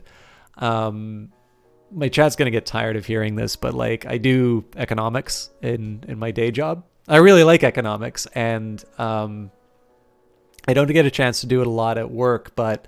it's neat to do things like simulations, build a model, and computing obviously makes it very easy to throw, just throw things into your model and see what happens. And that can be a very useful method sometimes, but more importantly, it's just kind of fun to do. So somebody was asking about, I think it was RuneScape, and they wanted to know the drop rate of a certain item, and they were like, clearly something's out to get me. Like I'm not getting this hat. Like, why haven't I gotten this hat yet? And I kind of, wanted to explain, it's like, well, the universe really doesn't care if you feel entitled to that hat. It's still the same chance each time you roll it. But what I wound up doing to explain it, because there's things like, the central limit theorem and whatnot, where you can sort of explain why like things look the way that they do in terms of probability. But rather than doing that, they originally asked me like, can you build me like a little game where I guess a number between like 1 and 50,000, and then it like changes the number and I guess again, and I keep doing that until I get it right, and then it'll tell me how many guesses I took before I did that. I'm like, I can do that, but if you're really bored like waiting to get this hat, how bored do you think you're going to be entering in numbers? Like, why don't I just get the computer to like run it? It's like, you can do that? And I'm like, it is the easiest thing in the world to get a computer to do things repetitively. So I basically just, I asked what the drop rate on this item was, and I basically like created a few rules about like when players would get bored and dropped out.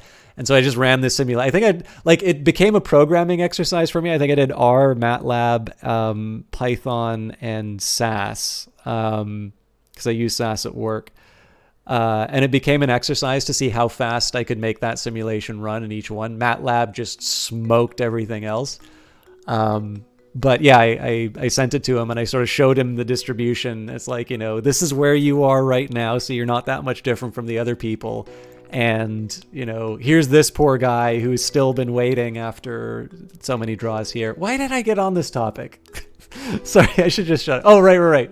To watch B. Yeah, so as it happened with me, I actually have a very similar impulse in that once I got locked into doing that simulation, like I was, how many more people can I make it? And then it was like, oh wait, I simulated 10,000 agents, but if I simulate 10 million agents, then I can sort of show how like law of large numbers works, and this will be a really good educational thing. So, yeah, it actually wound up being. I never wrote it up or anything like that. But I got a couple of ideas in terms of how you can, make it more than just like a theorem that you teach people in a class, but instead have it be something where somebody's like actually engaging with the material. I don't know, for me, definitely being able to get someone to like build something to explain an idea, I think makes the idea stick. Or maybe it's just the way that I learn and I'm imposing that on everybody else, but.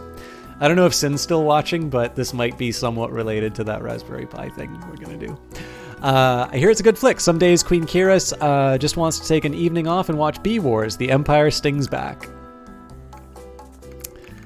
Right, how are we doing on research? I'm not researching anything. Okay, let's try and do pollen upgrades. Can I do pollen upgrade? I can do nectar. Yes, we can. All right. Also, I want to expand the nurseries because clearly the more hands, or I guess it's not hand. What do bees have? Legs? Legs don't really count as work, though. Anyways, the more bodies we can throw at our problems, the happier I'll be. I'm sure there's a better population slider that I can get, but other than the fact I'm not exploring anything right now, I'm reasonably happy with how this is all working out. Just in case, Rebecca keeps a little bag containing pollen and nectar hidden by the exit just in case. They know they'll never use it, but it gives them comfort anyway. Can you suggest that an upgraded throne room might be worth purchasing? Yes, let's take a look at that, because it does give me the extra upgrade options. The one main reason why I was holding off, I'll let this one run by. One reason I was holding off was it says it gives me more research options, and I'm clearly not making the most of my research options at the moment, so I was a little reluctant to pick that up. Just in the interests of reducing the number of sort of things that I can potentially do, but I also need to work on my honey. God, where am I even going to fit it? All right, well, we know that the upgraded buildings look like hexes, so let's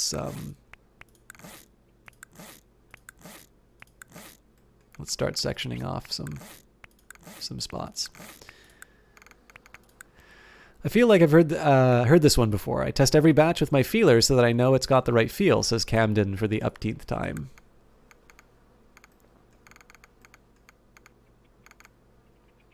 I believe the fun claw thing on the end of the bee's legs is called a tarsus or tarsi. All right.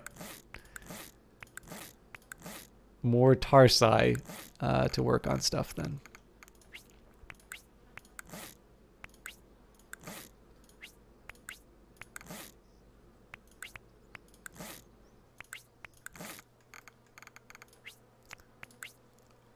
All right, close. I also should be expanding my my workshops at some point.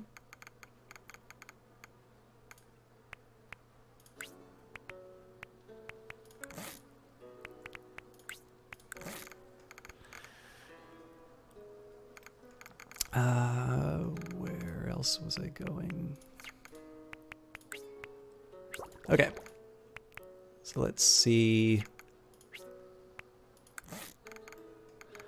Might have to change that around later, but time for the upgraded throne room. Oop, a helpful hand. A guild of carpenter bees is touring hives in the area, hoping to raise its profile by offering resources and seminars on best wax practices.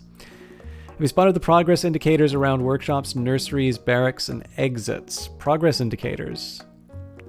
Are you talking about like the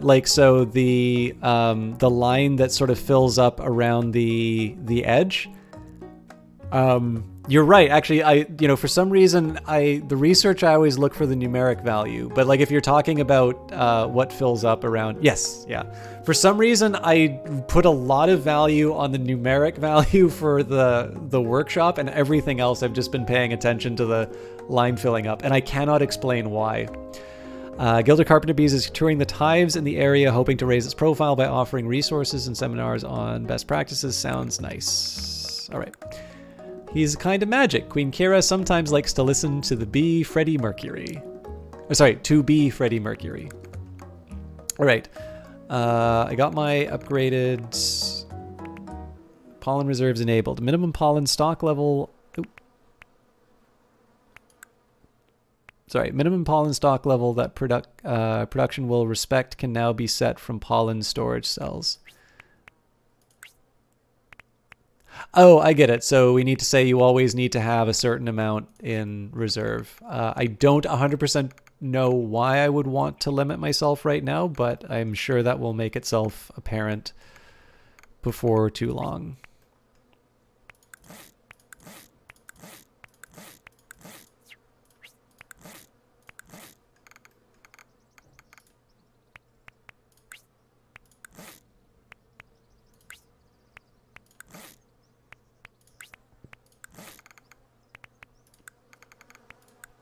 So many forms. Queen Kira has a considerable amount of paperwork to do today. Once you get some honey storage, the reserve sliders will probably feel more relevant. Which is a very convenient reminder for the fact I'm not doing my honey storage yet. Okay.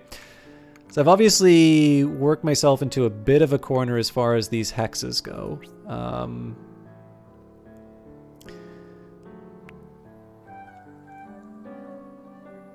So I'm going to be limited. I'm going to be limited by this stump, so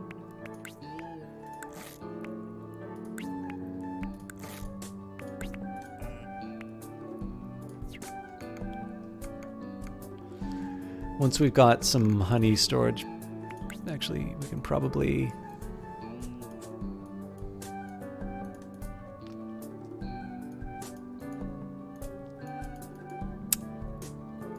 Am I missing something in terms of these sliders? Just priority sliders to control the order that resources will be produced in priority sliders. Oh, are enabled by upgraded production cells. That's why. Flower by any other name. Chato's favorite flowers are freesias, but they've never told anybody. Okay, So in the same spirit of discovery for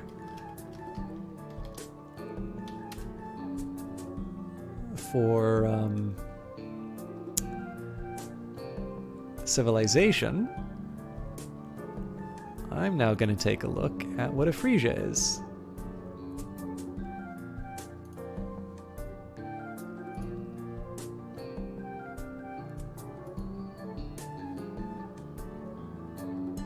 Here's what Wikipedia has to offer. Sorry, it's not bigger.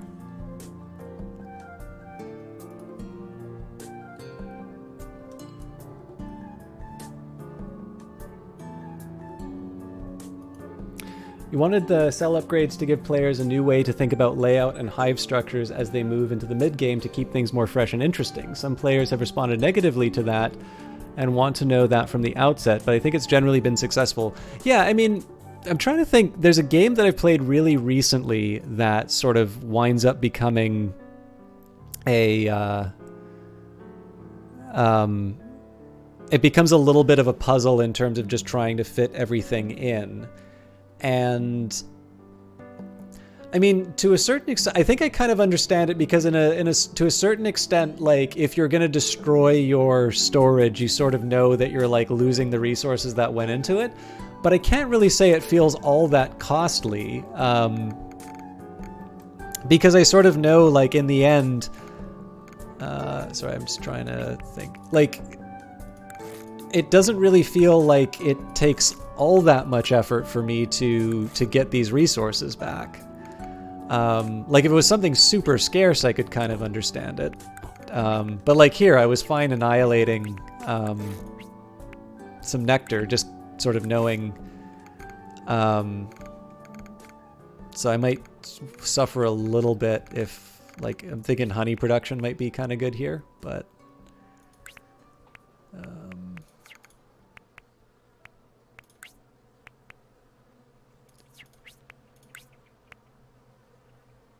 Missing the nectar.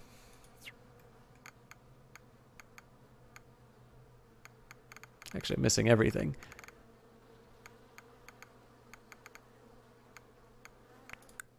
That's crazy talk. Ted has a theory that pentagonal cells would be more resource efficient, but nobody takes him seriously. Oh, yeah.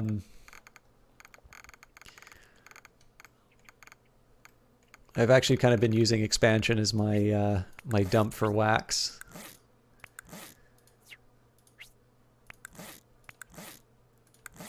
I may regret axing foragers at this point, but let's do some more exploration.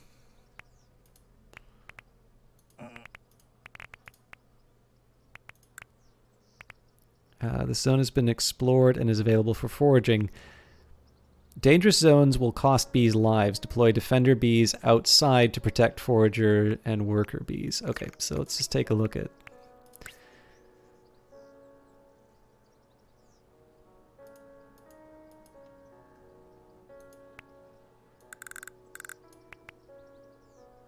What are we looking at? Okay, we can afford 3. Immediate deploy up to the target number of defended bees. Recall... Okay.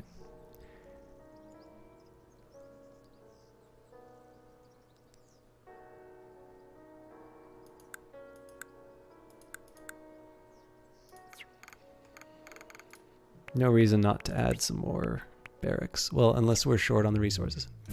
Drink responsibly. It has come to light that the Hive's foragers have been attending butterfly nectar raves and have come back to the Hive particularly smeared. Forager harvesting will be reduced until they can get it out of their system. Fantastic.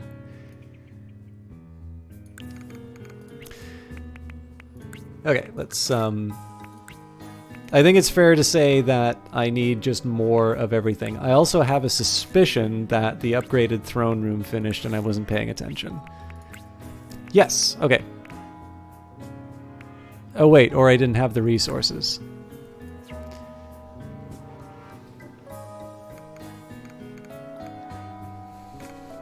So again, I sort of have a lack of workers, which is probably explaining my my shortage of pollen right now. So let's The thing is, it was working for me for a while in terms of the numbers, but at this point, let's boost up the worker numbers for a bit.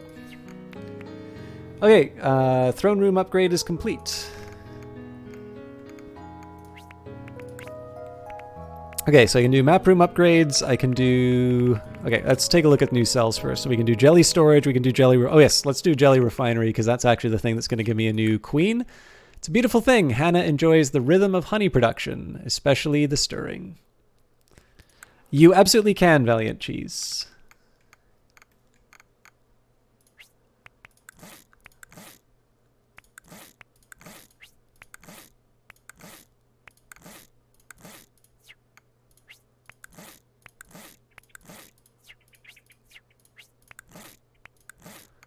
How many exits do I have? Ah, yes, I only have the one. And so if I build another exit, then people are going to be able to make more use of my...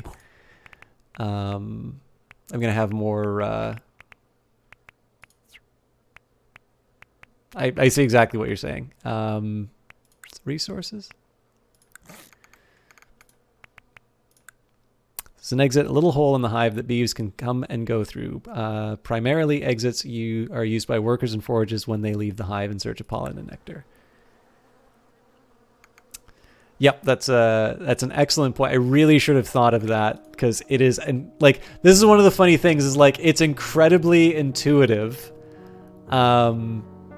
That, you know, if it is the literal bottleneck, and yet I didn't have the presence of mind to say, oh, this might be why I'm messing up. I actually probably want to adjust my population numbers, because I don't like how low those are.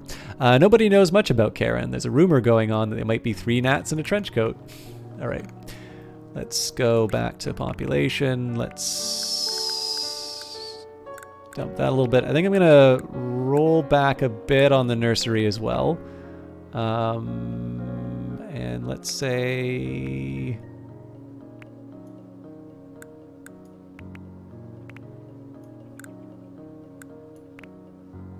I might have messed it up, but let's see how that works.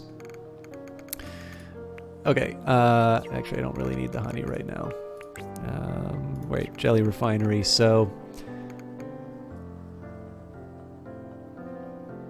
I haven't shipped it yet, but I updated the exit info screen to remind about 3 bees to a cell rule a week or so. Ah, yes, okay.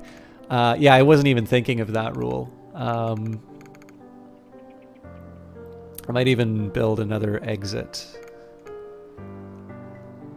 See, that once you have a hammer, everything looks like a nail, so now I'm just going to wind up going nuts on it. My kingdom for a harder carapace. Queen Kira feels strong today, but also vulnerable in the way that all squishy insects are. Individual exit cells also have indicators to show how many bees are currently outside. Ah, so would this mean like 3 are... Okay, so the empty... Basically, the empty circle sort of indicates that there's a free slot, which means I'm technically not at capacity yet, is the idea here. Now we're at capacity, so theoretically I would want another exit. Okay, cool. So we're like just on the margins for it, but I'm really just looking for excuses to blow up some of these resource.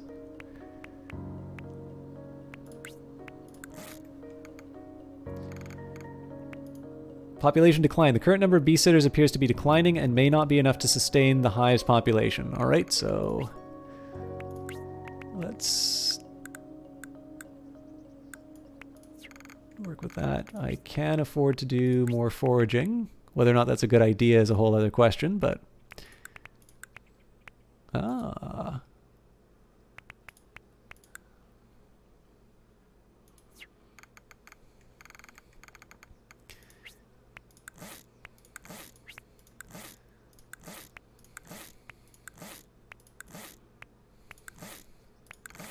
definitely should be considering more nurseries too.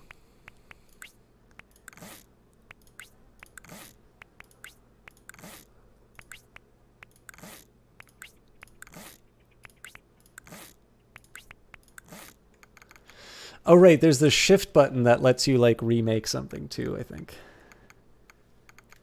All right. Really made a mess in terms of all of these storage mods.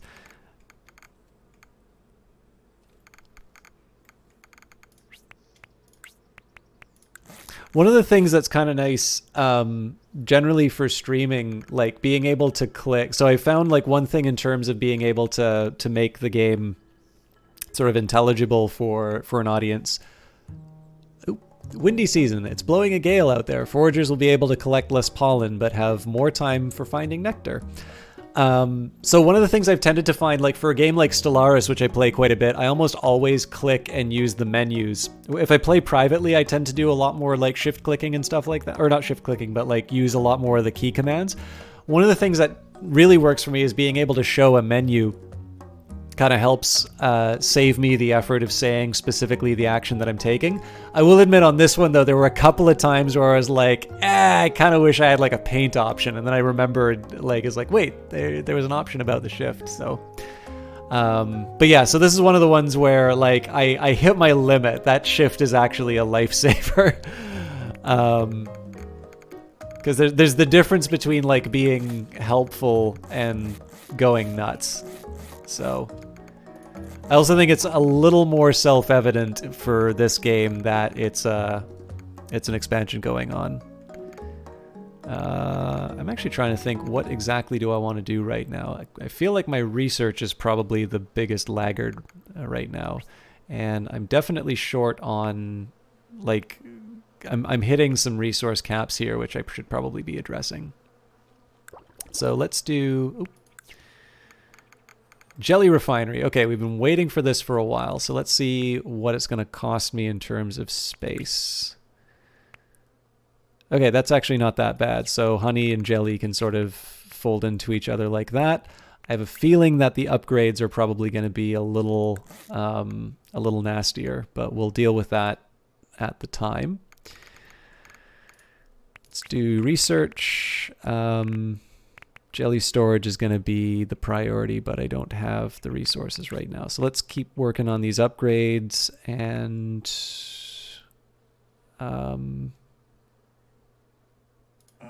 damn it. All right, let's do map room upgrade then. Initially, you wanted the game to feel slow enough that going through the menus wouldn't be a big hurdle, but some players wanted to expand quickly. It's kind of fun to plonk down the whole bunch of stuff. Yeah, I mean, my general impression was it felt a little fast, but not unpleasantly so. Like, I think the biggest thing is that the fact that I kind of like to have a really leisurely pace doesn't necessarily mean, like, it's probably one of these things where it's better for me to not, like, it's the difference between me saying I want something as opposed to me playing as if I actually enjoy that thing. So while it's felt a little bit faster than what I was maybe expecting, that don't actually necessarily think that that's a bad thing.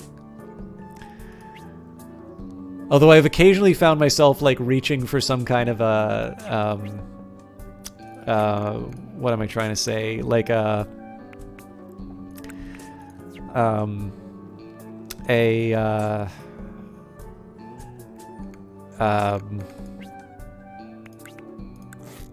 like a speed slider or something like that. And over here, a basilisk. Christine secretly sneaks on into the map room and writes, "Here there be dragonflies" on the unfinished maps. Again, I know you said you were feeling a little uncertain on it. I am very charmed by the writing in this, for what it's worth.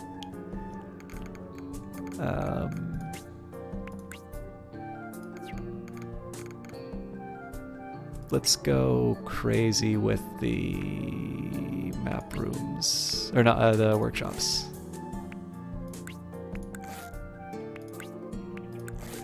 I think learning things also makes things feel a bit faster, more dense than they are. So first Hive is always going to be a little more intense. Yeah, actually, that's another really good point, because my perspective on just about every game that I've played is that of like a first-time player, and I don't always get back to stuff as quickly as I need. So you're right. I noticed like I actually noticed Hatnik. I don't see Hatniks very often, but that was a familiar name that I saw in the credits. So I don't know how long this. Actually, do you mind if I ask how long this thing has been in development?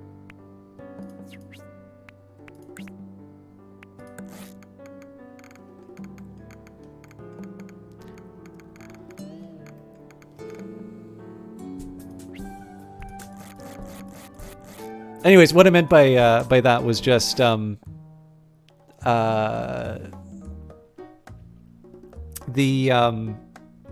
the perspective of the people who've been playing this game for a while is going to be weighing into the overall design, whereas me, I'm just kind of like, I'm just happy to be here.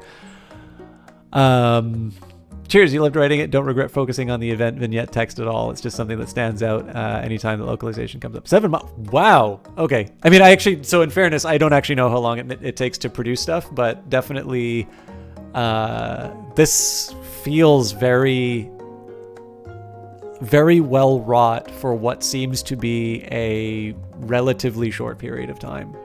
7 months plus 30 odd years of making games in some capacity. Of course, yeah. I always have to assume, I mean, it's a productivity thing, right? Presumably, this would have taken substantially longer if this was a first effort, but that's really well done. Specialization is for other insight. I'm assuming this is why can I not remember the guy's name?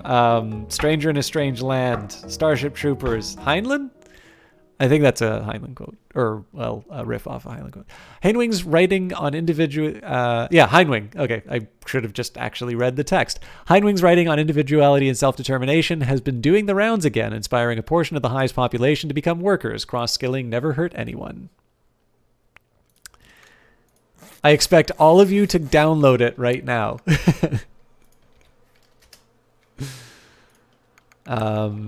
And for those of you who may be watching on YouTube, I will be sure to put a link inside of the description. Cornered. Last week, Amelia developed a new approach to welding corners. Unfortunately, Amelia is also known for cutting corners, and so now they're back to square one.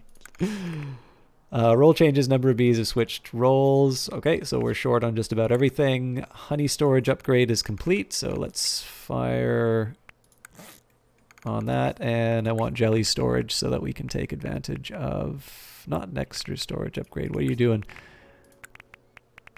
Okay, we're making progress, sort of. Right, I don't have nectar storage because I opted for honey storage. Honey reserves enabled. Minimum honey stock level that production will respect can now be set from honey storage cells.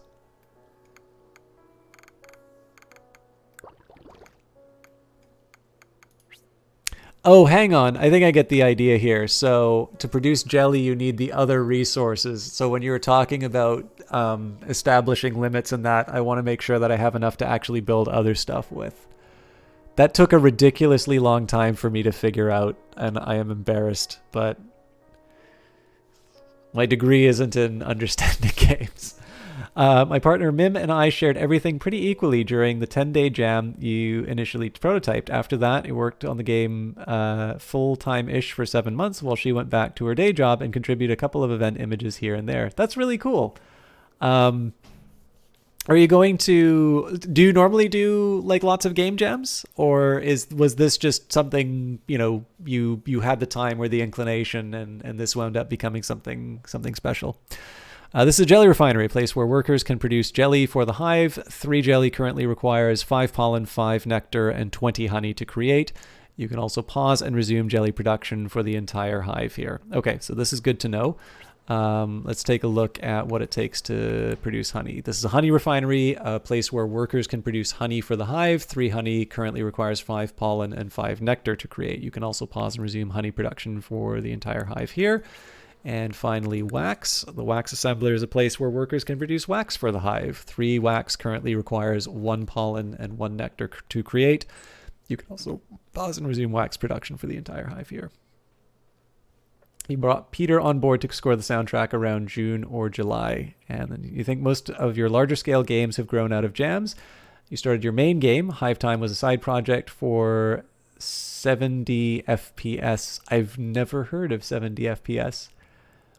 Also, do you mind if I ask what your main game is? Because I basically saw Eric's tweet and I looked at this and I will admit I thought of Sin when the time came. But I have to admit I did not check out anything else behind you. I'm actually incredibly delighted that you were such a pleasant individual, because this is not true of every game developer. But yeah, it's I have to admit I didn't check out any of the other stuff that you've done. So do you mind if I ask what the main project is, and especially if this is the side project, because this is really cool. All right, I don't remember if I was researching. No, I wasn't. Okay, so nectar storage would be nice, except that I don't have enough of it.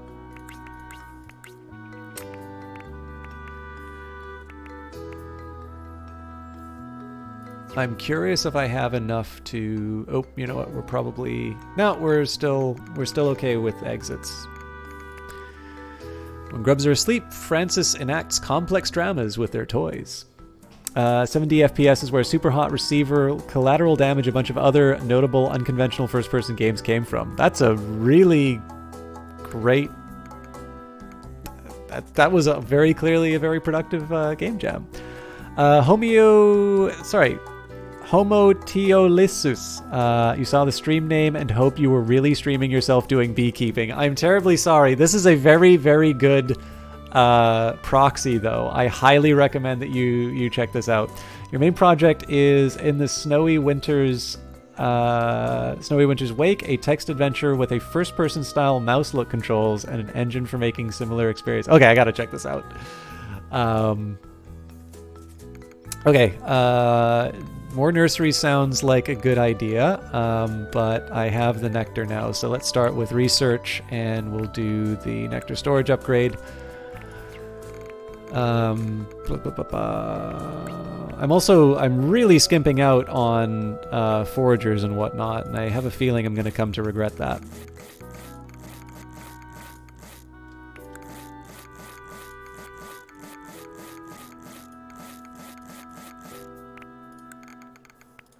Sometimes it just don't work out. Deborah and Mick had an argument a while back. Mick hasn't accepted Deborah's apology. It hurts, but Deborah knows that it's important to respect that. Okay, guys, I'm going to need a minute to pause for some refreshment here.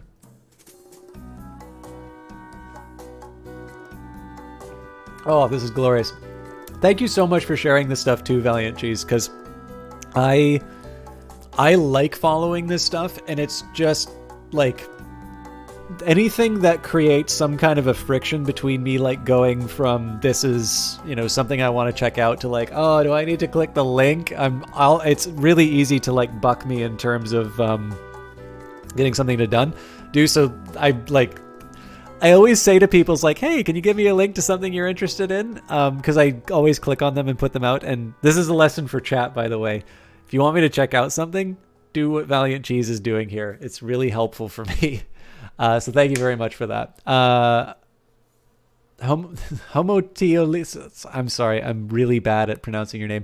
You haven't looked at itch much, but you thought this was just for erotic games. You guess not. There's definitely much more. I actually did not know there were erotic games on itch. I mean, I suppose it is because it's a really open platform. I probably see more erotic games on Steam in the strategy section than I do on itch. But it's also because I tend to look at like Sean's stuff and like when people recommended it, it's where I found like Cultist Simulator and Spenortality. Yeah, like I know itch mostly through people hawking their stuff on another source. So yeah.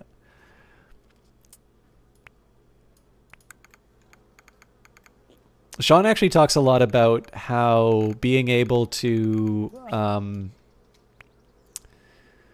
like just doing little tags like,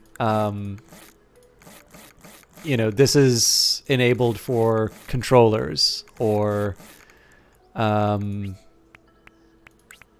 know, you can play this in a browser. Like just simple tagging like that apparently makes discovery a little bit easier. And again, like I know of this stuff because people tell me about their stuff, but there's I suspect there's quite a bit of value in terms of just giving people a chance to see what's going on.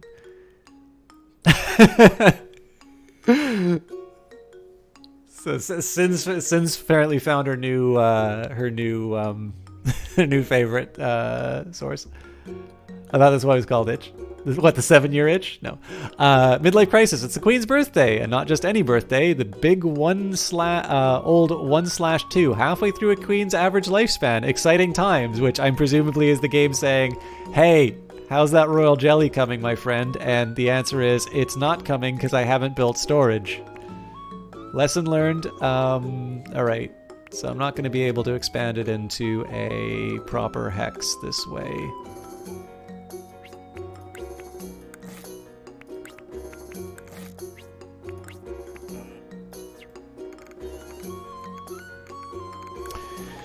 Another thing I will say I quite like about this is the game seems like it does a very nice job of like nudging. Actually, you know, it's a little bit like the way that you helped me out with the exit thing. The game seems to do a really nice job of giving me little nudges as to what I should be paying attention to, as opposed to like, hey idiot, you're about to die. Which is nice. I mean, again, it's the way you brought up the sorry, this is to Valiant Cheese. The way you brought up like the exits hint, I think probably was a great indication of that. But it's one thing I really like about the events inside of the game, which is it does a nice little job of sort of pushing you in the right direction without it being too in your face.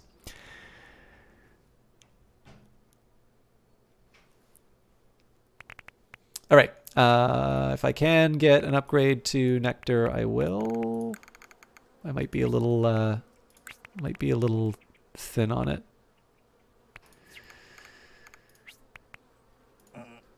Come on, you can do it. It's probably the point I should be telling it to respect the levels, but... Oh, and we're at the limit of the jelly. All right. It's priorities. We're going to need to replace the queen.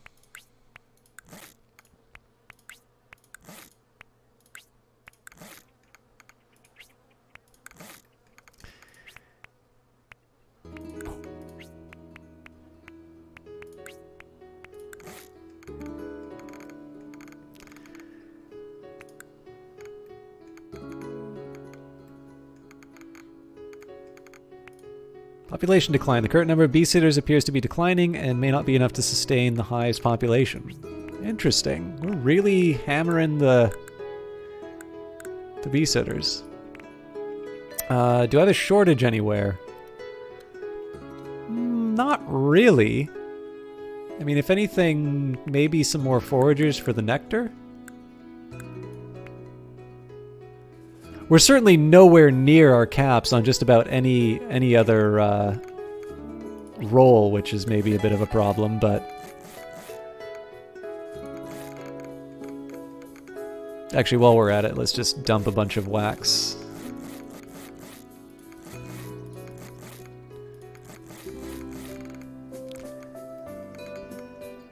What was that? The midlife crisis point somewhere around the is somewhere around the end point of where someone who knows how the game works can start from and still comfortably make the jelly that they need. The signal to noise ratio on the population decline warning needs a little work. I think you're safe for now. Okay, cool. I mean, I don't mind. Like, generally when I play any kind of strategy game or something along that line, again, it's the econ thing. Like, I am an absolute scumbag. I definitely... I definitely tend to be in the like make as much productive capacity as possible, even at the expense of like avoiding a military. Like, so this is the secret to beating me in most multiplayer games. Like, I tend to go so heavy on production that I tend to neglect some of the other factors, and so as a result. Anybody who knows that about me can tend to exploit it. But like, yeah, on this one, it's the same idea. Like, I try and hammer out as many people as I can. So even then, I actually don't mind me being overweight on nurses as long as I get enough workers sort of as compensation. Speaking of, And you know what, let's just come clean and say we want to fully expand the nursery. Turns out that the system you wrote is very hard to produce reliable predictions for. Currently estimates how many bee sitters would be born over a period of time with the current ratio, and throws up a warning if the difference is greater than a certain amount. Interesting. Godot, Godot has like its own special script. Like, I was wondering if this is one of the things where like you have the...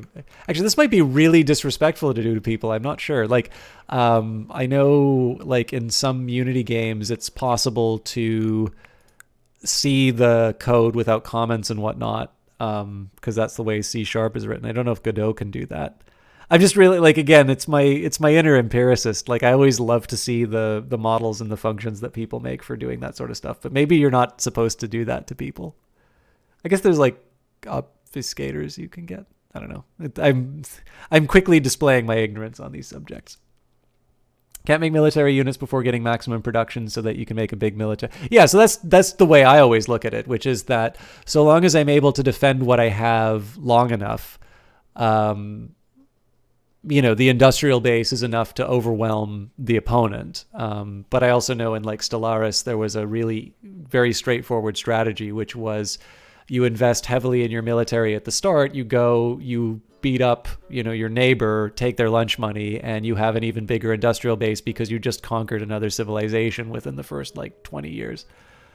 You haven't published the code for the game, but you have done source releases for your other game. Oh, cool. Yeah. I didn't want to be on that show anyway. Sandra auditioned for to be on Days of Our Hives, but wasn't accepted. Okay. I'm going to do more map rooms because I believe... Oop, no, I'm not, because I don't have the nectar. I also don't recall immediately how much you need for an upgraded queen. But I am going to do the jelly storage upgrade when I can. It just means I'm going to be short on nectar for a bit. Although while we're at it, let's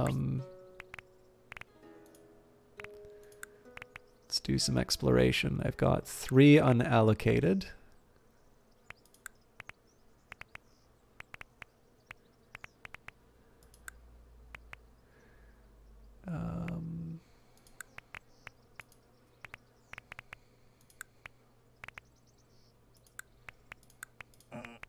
Nope, don't have enough.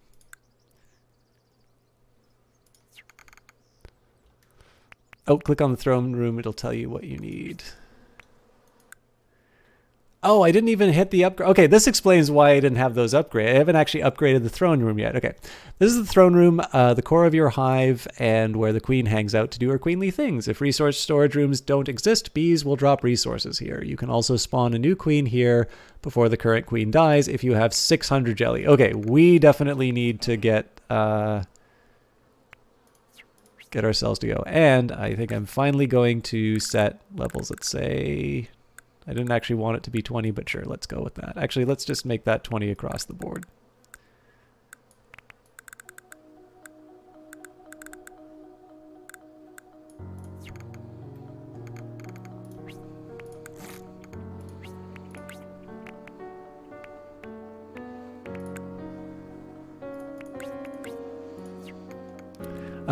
If it's upgrade cost, the upgrade throne option is there. If it's queen cost, it's there too, but there's also a tutorial on the bottom left bar that fills on the top right. Yeah, I noticed the bar filling. I kind of assumed that like a mouse over would show that.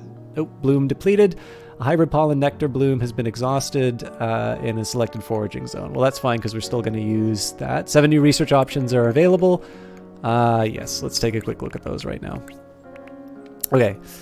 Fine. Empty cell cluster allows groups of empty cell. Okay, that strikes me as a convenience, so we'll maybe hold off on that for now. Honey refinery upgrade. Definitely good. Nursery upgrade, jelly refinery upgrade. So I'm a little inclined to do the upgrades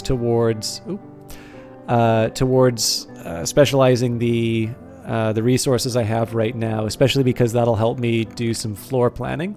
Bee named Ash has just spawned. There's something special about them. And a bee named Willy has spawned. There's something special about them, too. Rest is rest. Bad dreams wake Becca most nights, but afterwards they sleep well. The bar should have a tooltip, but it's on the bar itself, which is only like 4 pixels wide. That's fair. I mean, I've also just been spoiled by existing games, so my expectations are never, they're not always necessarily feasible or desirable. Okay. I feel like more bodies. And again, maybe for the benefit of those who weren't watching before, what I'm doing here is just shift left clicking, which automatically builds the last sort of building that you put down. All right, let's also take a quick look at, oh yes, I can do some map room upgrades. Ah, all right, this won't quite be as disastrous as the others.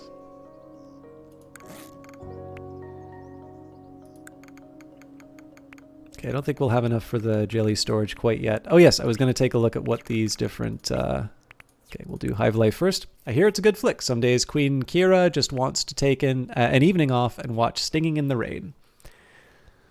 Oh, it works for upgrading as well. Cool.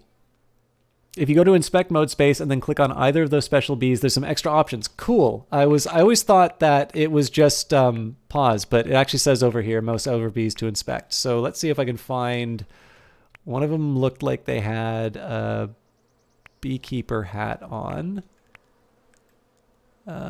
Crap. They're going to be a little hard to find. Oh wait, I think this might be the special one. So oh, but that was Bonita. Oh yeah, no, so that just indicates that it's a forager. One of them had rainbow dots following themselves. They may not necessarily be in the hive though. They're both foragers? Okay. Oh, here's one. Okay.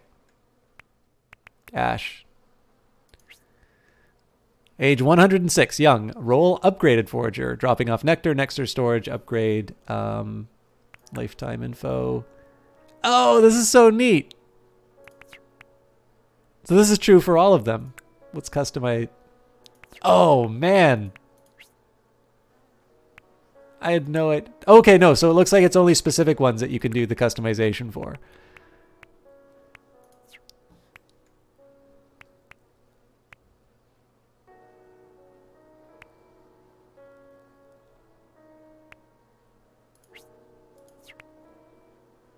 I think I'm probably just going to have to accept I'm not going to find the other one for now.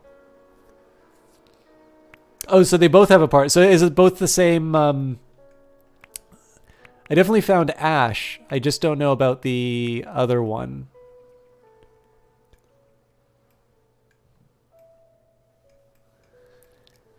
Yeah, I did. I mean, I just kind of like, I think I'm a little bit like you. I really like watching the bees do their thing. But I didn't even think of the possibility that you can actually look at sort of the bios of the individual bees. This is really neat.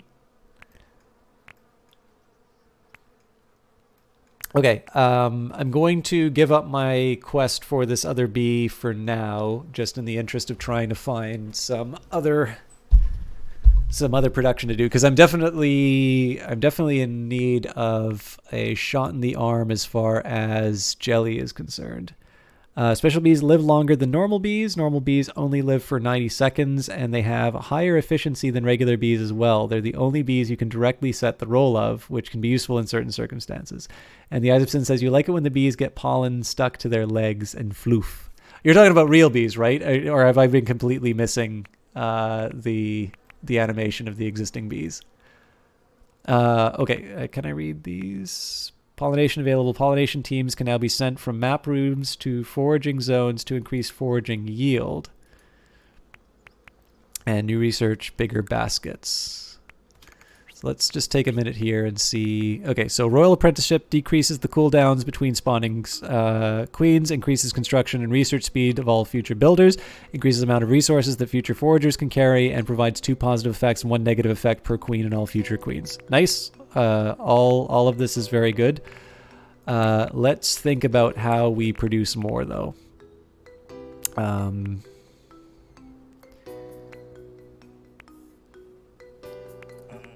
Oop.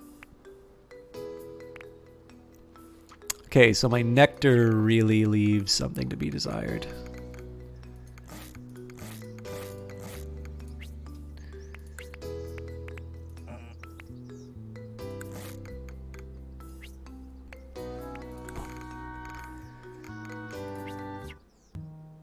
They do look pretty cool. Hexo release a new line in their range of programmable building block toys, inspiring a portion of the Hive's population to become bee sitters in order to play with them. Thankfully, they're also committed to raising grubs. Kids these days. Oh, it's not quite research per se, but this is something you got to do as part of making the game that you don't normally do. Let's take a quick look. This is a Twitter link. On slightly under-exercised game dev, and a whole stack of bees on a bright sunny day. Oh, this is you recording bee sound effects. You're interviewing a bunch in that photo. This is great. I'm just going to put this up on the big screen. So this is the developer in full armor, pointing a dead cat at the beehive. I wanted to call it a boom mic, but it doesn't have the boom.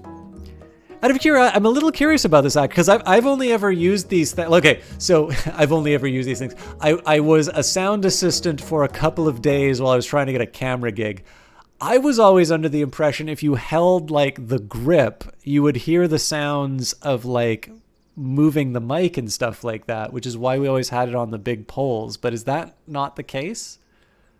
Presumably it's not, because I haven't heard your hands at any point, but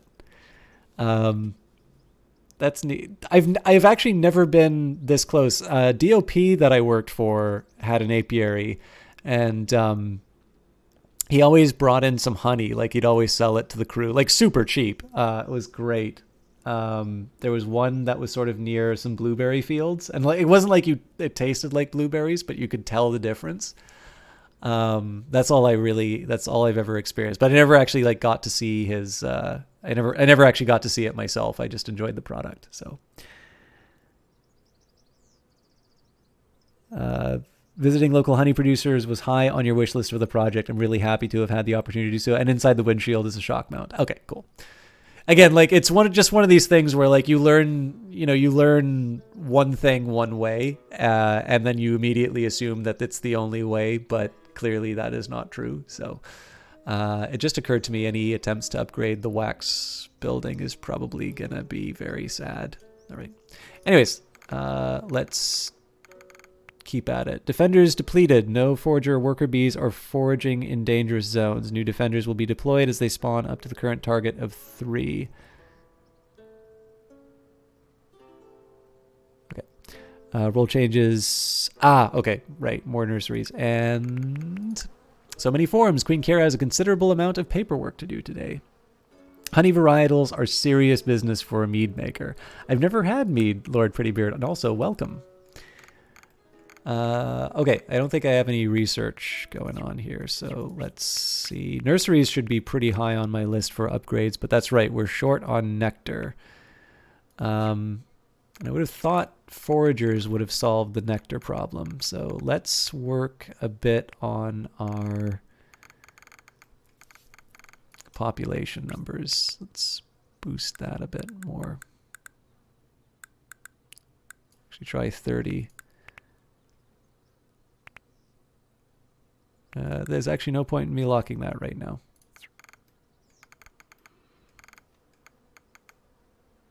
Also looks like we are jammed in the exits again, so let's fix that.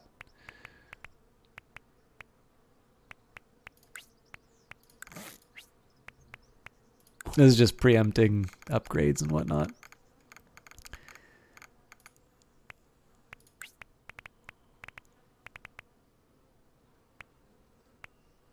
Thinking of like the cheapest thing for me to build nectar wise. Barracks upgrade I don't quite think is worth it. Surely I should be able to, yeah, I can upgrade the jelly storage. Man, I really messed up the shapes here though. Oh, well, I've got the nectar for the upgrades, that's for sure. Okay, so let's do...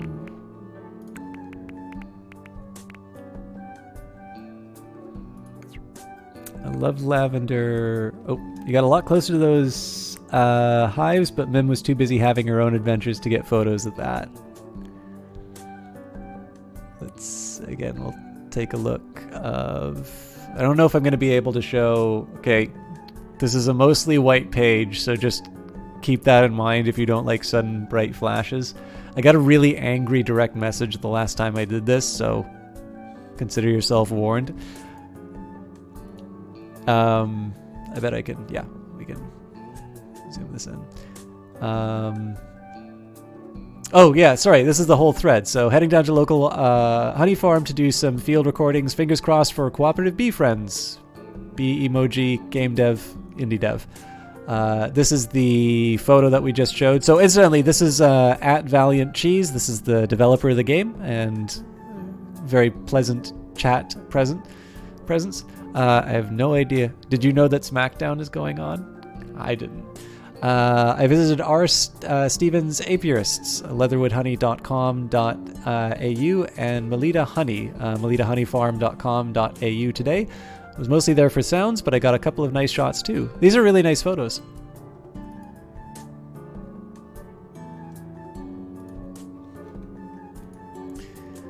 And Mim, at Mim L of Bees, you'll note that the photo, you'll note in the photo that Valiant Cheese got to wear a hat. I didn't have one, and a bee spent 10 minutes crawling around in my hair and ear while I tried not to freak out.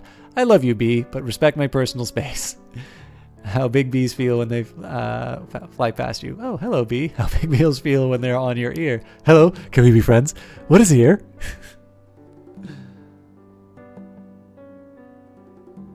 Yeah, Johnny, like, basically, it was just, like, it wasn't exactly all capital letters, but it's as close as you can get to, like, all capital letters for showing a page on my default settings, and, like, a demand to turn on dark mode, and I'm like, it's my browser! Like, I don't know. I think the fetish for dark mode is, we could probably do without it, but... Yeah, I actually have dark mode. Basically, dark mode turns on automatically for me on my phone when I do like when the sun goes down. But for browsing and that, like I've never been someone who's ever bothered by a white screen. So, and you use buckwheat hone in a lot of beers. It really helps. I don't think I ever knew this about you, Lord Pretty Beard, that you did this. You had a number of people super angry about the fade to white that Hand of Fate 2 had at launch. Yeah, I don't know. You feel personally offended, Johnny? Well, I just like variety, so deal with it. All right. I guess I can do more nurseries. I'm probably going to wind up destroying a bunch of these to make way for the upgrades. But until that happens...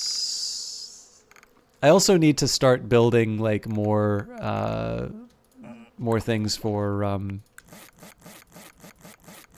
storage.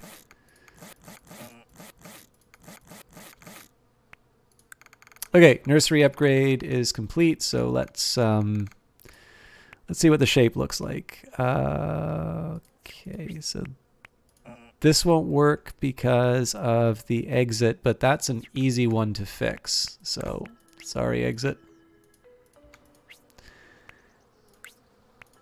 Obviously, I need to make a replacement, so we'll chuck that in here.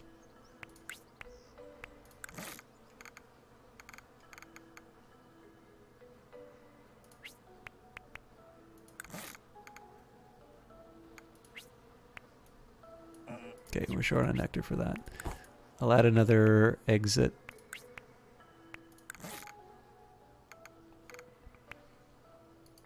Free education.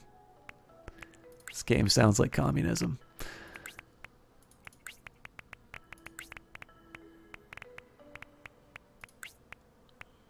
Free education increases the amount that all future bee sitters speed up spawn rates by. Okay, that is definitely something that I want, but clearly I'm at a point where I need to be working on my storage.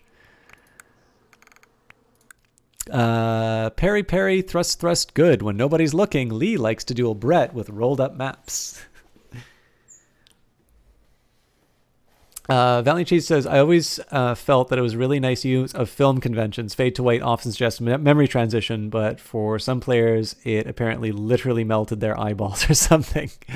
Yeah. No, actually, I liked reading Morgan Jaffett's blog, and I'll admit, I didn't read it very regularly, but I remember reading a couple of the ones about... There's like the comparison between like showrunner and the idea of game runner. And I don't know. I mean, surely you can speak to this having worked there.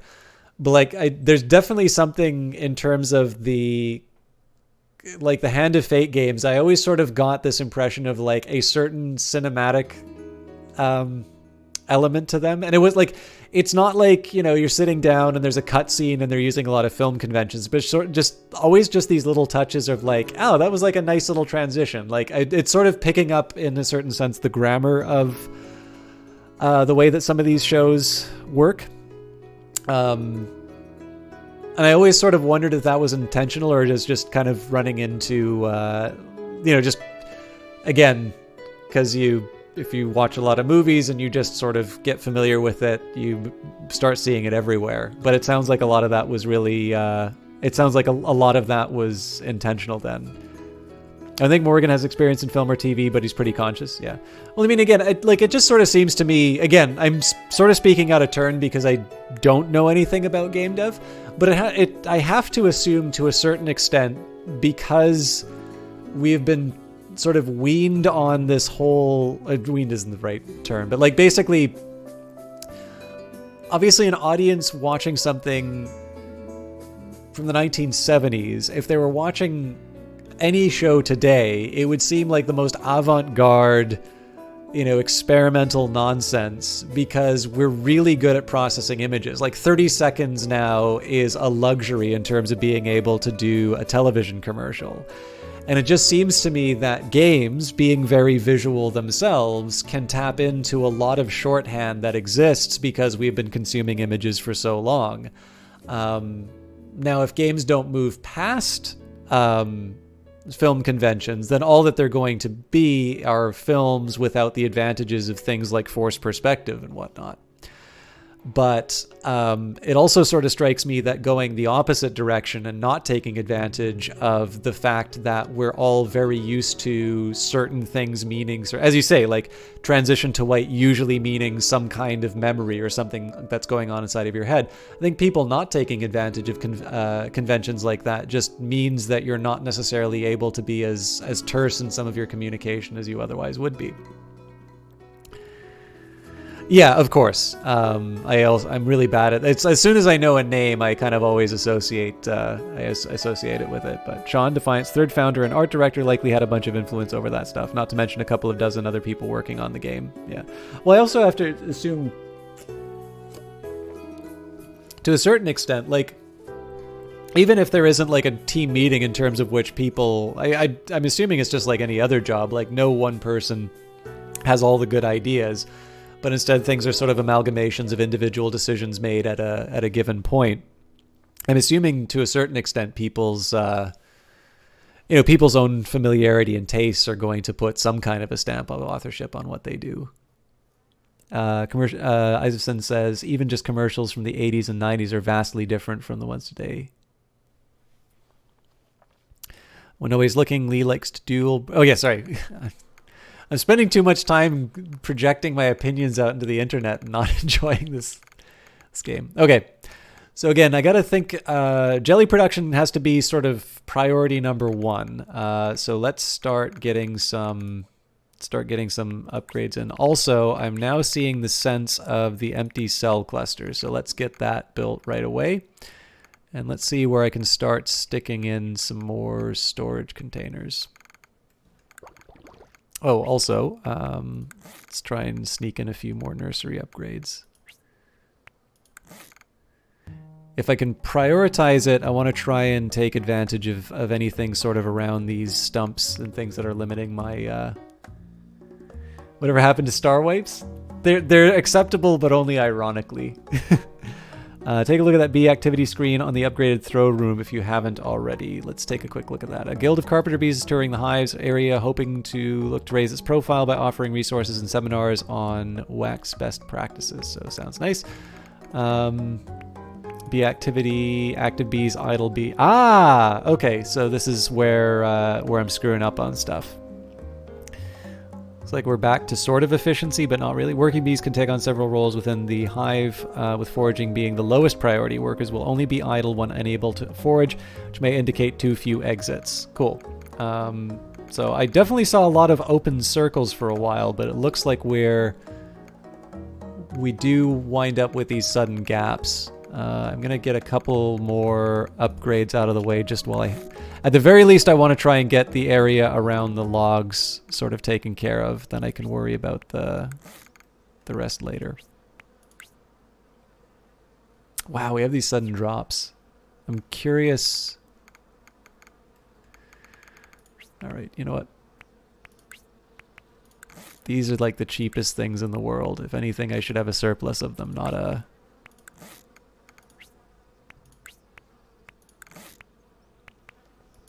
Oh, another special bee. So here we've got Leah, an upgraded bee sitter. And in this case, I'm just going to do, so we've got sparkles, bubbles, dots. Let's take a look at the dot. Okay, we've got another one.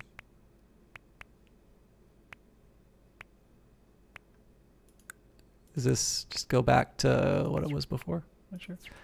Buttons down on the left bar let you see the activity for each role. Oh, hang on. Let's... You must be talking about the one under the... Oh, right. I have to... Ah, here we go. Okay, so foragers have... Okay, this, of course, makes sense because of the research. Okay, so foragers carry resources from exits to storage cells, stopping at map rooms before heading out again. Idle foragers may indicate too few exits. The extra exits sort of seem to be helping, but they still have a lot of idleness. One thing I do want to work on here, though...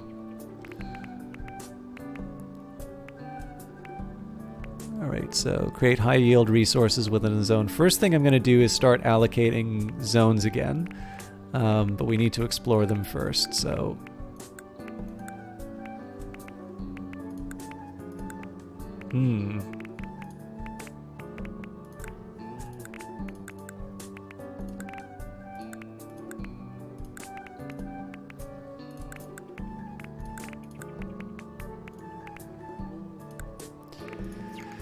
That's taken care of for now. Since workers fill a bunch of different roles, they can build, forage, operate production facilities. Their activity fluctuates as you build stuff and storage becomes available, right? So I guess the takeaway I'm getting from that would be foragers are probably a better indication of exits. Is kind of I think the idea I'm getting out of that. Okay, honey refinery. Yeah, actually, let's go for that.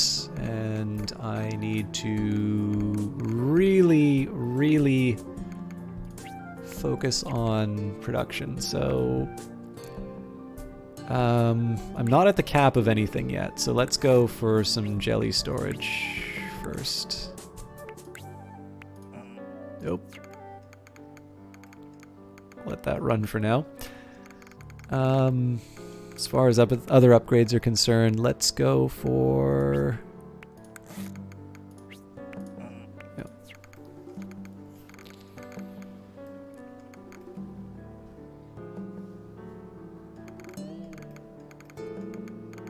I'm not sure if this is the kind of jelly you would want, Johnny Big Time, but you're welcome. For those of you who don't know, Johnny is a professional chef. So if anything if anyone can make something with royal jelly, it would be him.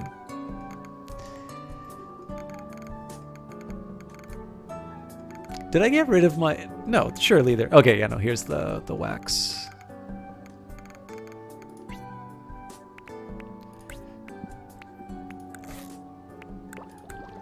Oh, yeah, I need to...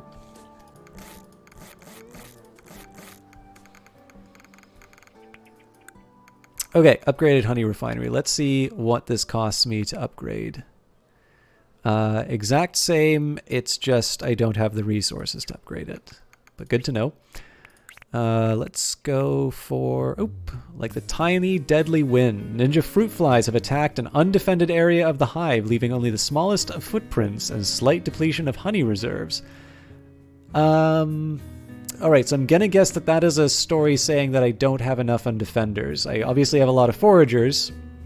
Then again, I also need the nectar for that.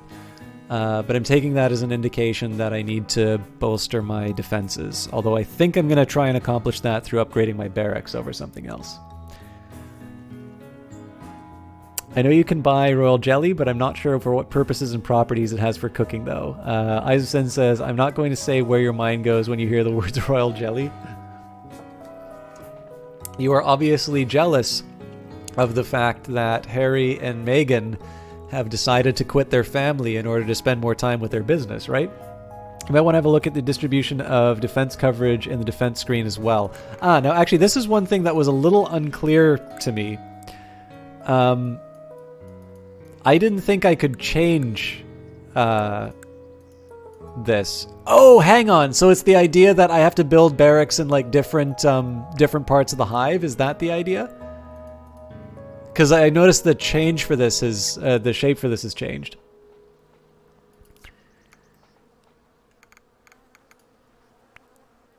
Okay, gotcha. Yeah. Maybe it's like foie gras, where the appeal is largely the opulence and cruelty. This belonged to a queen. You're heartless, Johnny. Okay. I do want to do the barracks upgrade just because I have a feeling I'll be...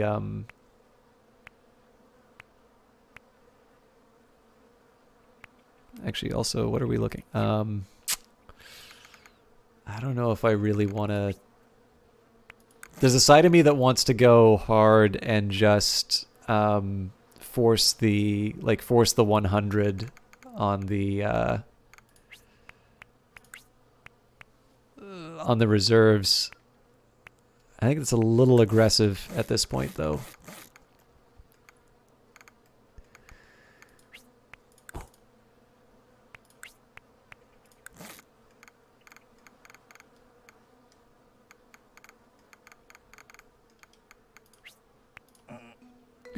What do I not have? Nectar.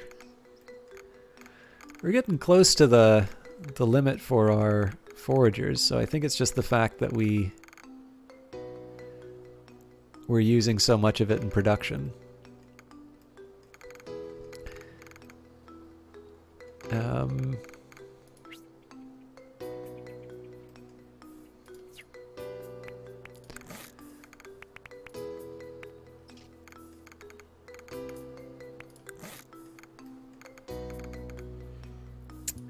Okay, against my better judgment, I'm gonna try and work on this next nectar storage next.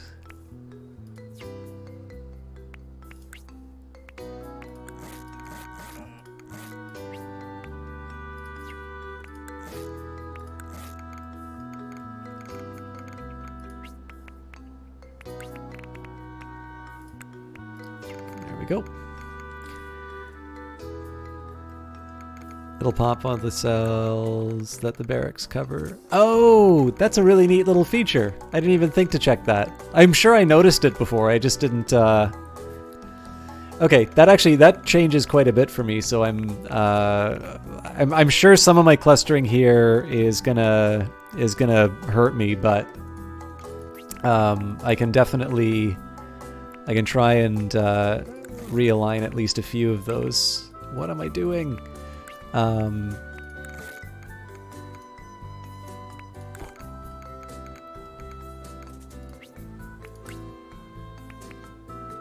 Wow, that was really fast.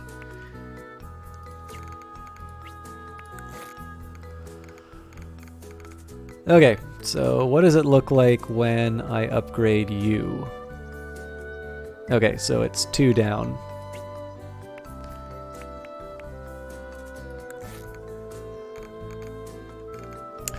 That definitely makes things a lot more convenient.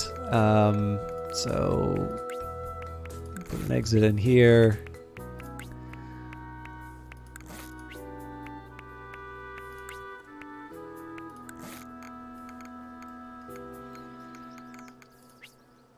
I mean, I already have them, so I might as well do these upgrades sort of along the side here.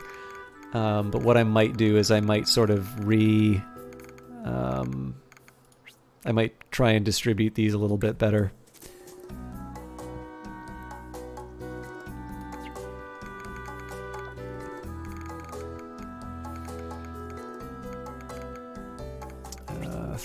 Nope. They're all asking for little badges. A new buddy cop film breaks box office records, inspiring a portion of the Hive's population to become defenders. Good ones. All right.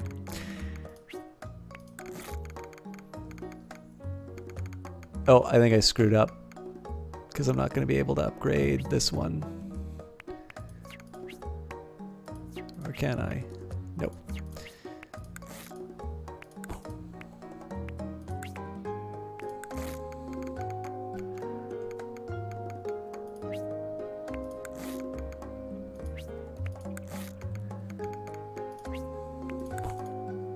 Part of this is just an excuse for me to try and distribute my barracks a little bit better. Let me just... Isaacson says, I was thinking more something I might find on the shelf of one of those neon lit stores with shaded windows you used to frequent in your early 20s. Arcades? I feel like they're finding more humane ways of extracting caviar that doesn't require killing the fish. It's made caviar cheaper. Basically, there is a technique that massages the sturgeon in such a way that allows them to extract the caviar without killing or hurting the fish, which helps the sturgeon population. Where's the... I should have been paying attention.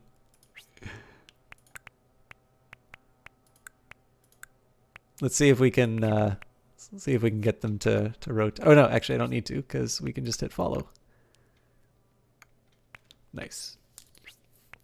Let's take a look at the other options. We got police hat, bobby hat, aviators, bearskin. Bearskin hat is clearly the top choice.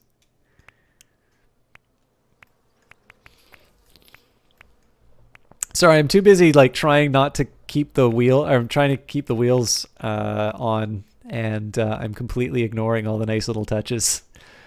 Okay, let's. We're at our cap on jelly, so I want to work on getting that back on track.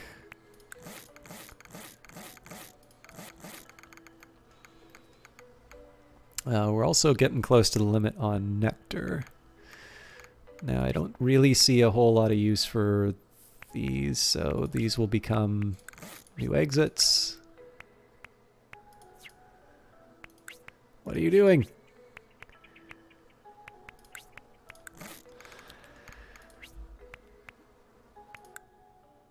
The fanciest of seats. This is an upgraded throne room, the core of your hive where the queen hangs out to do her queenly things. If resource storage rooms don't exist, bees will drop resources here. You can also review bee activity graphs and spawn a new queen here before the current queen dies if you have 600 jelly.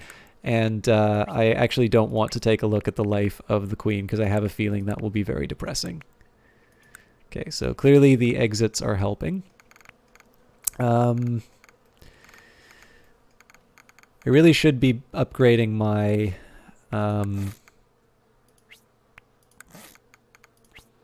storage at this point, but I'm gonna try and get these what I'm trying to do right now is just get the efficiencies in terms of my structures. So it'll also allow me a slightly better distribution of other buildings.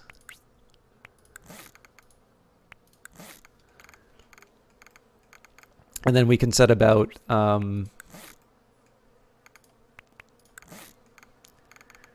we can sort of set about fixing some of the other the other priorities I had, although I don't think I'm doing any research right now. So do I have upgraded workshops? I do, so I should have been working on those a lot sooner.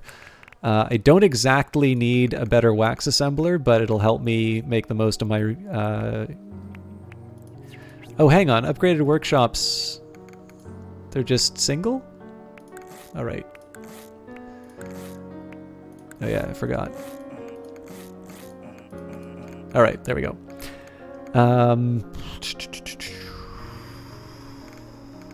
Okay, who's going to max out first? And do I have any other efficiencies that I can find?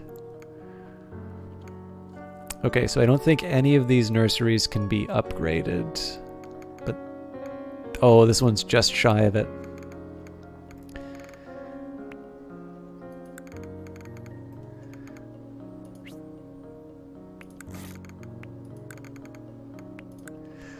This means something. Christine keeps a journal of all the dreams that they've ever had. They're not sure why it is, but they know they'll find a pattern eventually.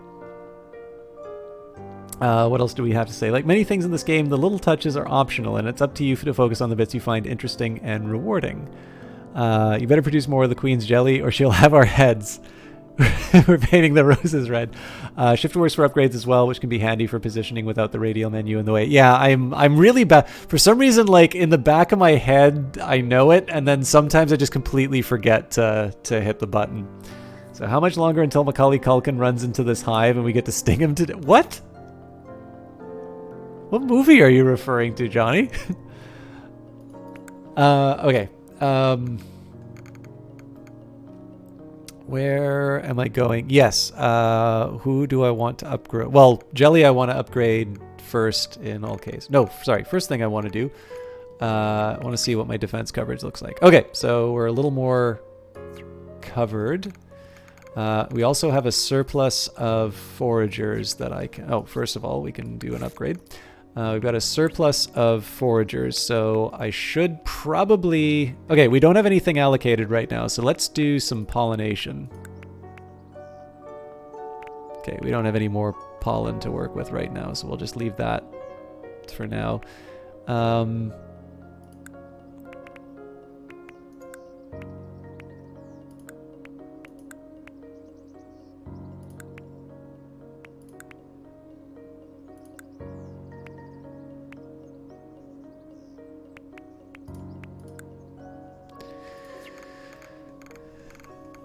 Okay, so I think nectar's going to be the next one that I need some space on. The burden of command. Sometimes the weight of running a hive wears heavy on Queen Kira's shoulders. As you know, bee shoulders are small. Okay, boomer. He's still doing that showing up everywhere thing, right? How hard it would be for him to get to do an ad for the game. Are you talking about Macaulay Culkin?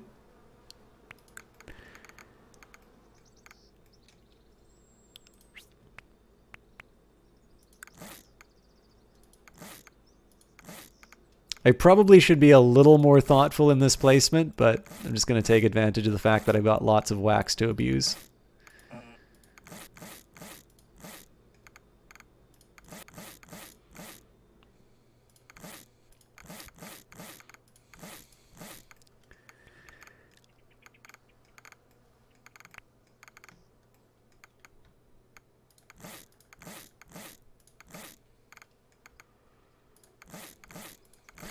Let's get a quick idea. This is one of these points where I actually probably want to pay more attention. Okay, so we're sort of... It looks like we're at capacity. Oh, no, we're not. So we're short on exits, it looks like. He's a kind of magic. Queen Kira sometimes likes to listen to B. Freddie Mercury. Let's do... so nectar and jelly are going to be my next big...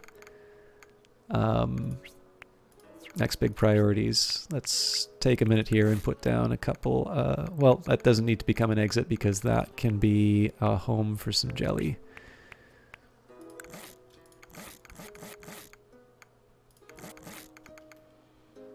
And then nectar's up next. I don't think I need to really care about... Oh, what am I doing? I don't think I need to worry about it being all in the same area, but I do need to be a little careful that I still have a means of defending it. Let's just take a... Where'd my mouse go? Oh, here we go. Okay, so yeah, we've got a couple of gaps in our defenses.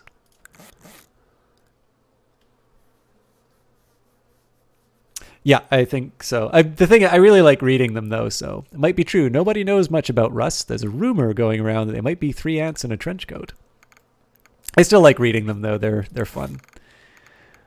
Okay, let's upgrade the nectar. So yeah, this is the challenge. I've got all these foragers running around, but they're not actually they're not necessarily helping me because they're at I'm at capacity for a lot of these.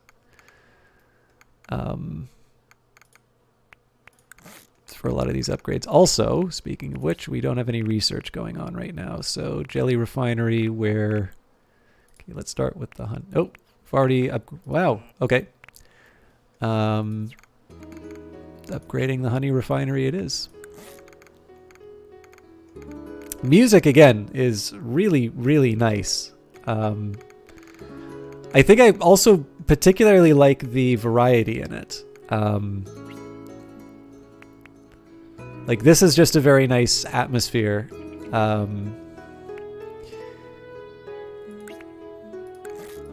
don't exactly need honey storage right now, but I want to make sure that I at least get it in the queue.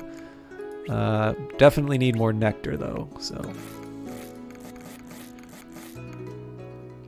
And I think, yeah, we're also at our limits for pollen, so we need more of everything. Also, presumably, this is outside of defended territory.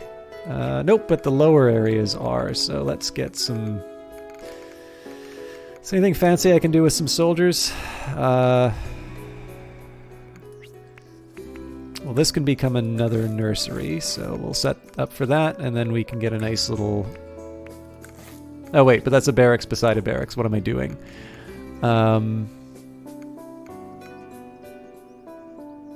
Okay, well, we can fit... I'm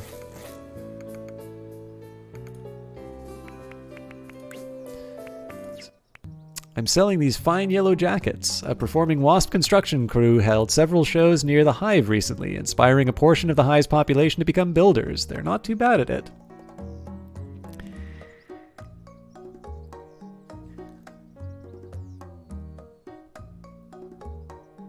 Yeah, the... I actually really hope that we can get the Beatles back just so you guys can enjoy the sheer joy that is that song coming on. This is gonna look a little weird, but it works for me.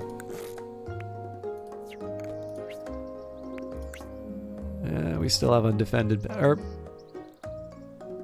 So we have defense coverage, but we have undefended bits. I'm assuming that's because our populations are out of whack. So let's get you up to 15.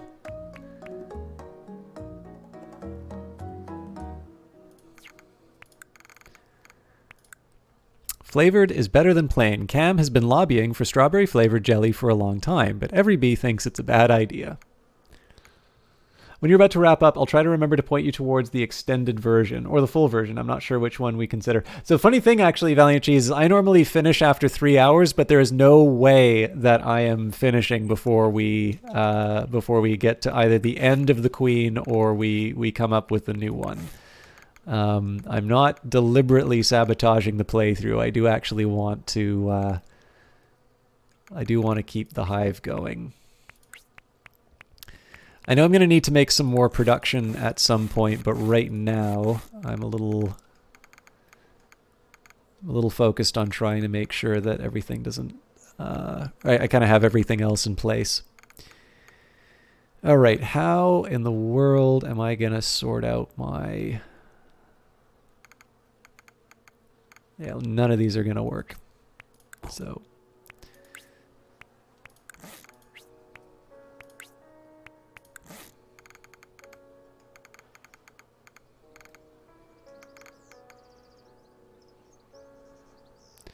I'm feeling like I can probably destroy some of these barracks here, but let's, I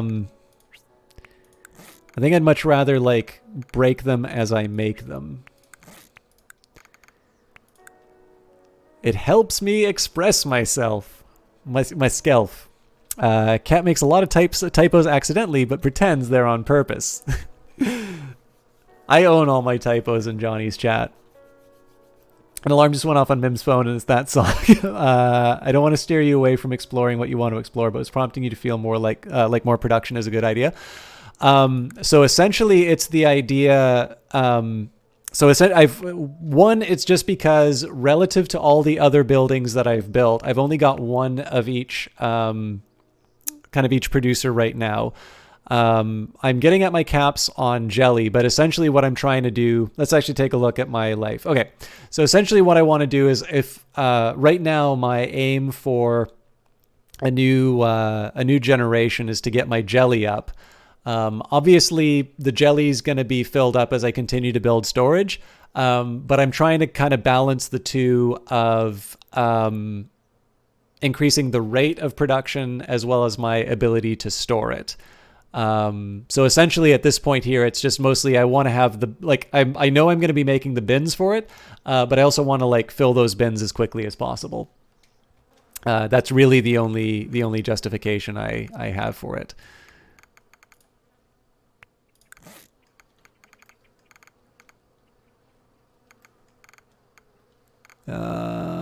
Where was I gonna build up next? Let's just take a minute. Okay, so defense has kind of covered itself. This place is full of holes. Let's do some...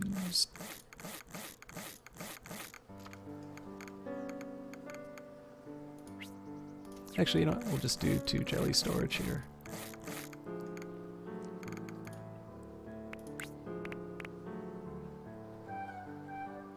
All right, we're short on the wax. Did I already upgrade the honey refinery? Yes, I did. So we're not filling up honey as quickly as we need. There's an argument for me to...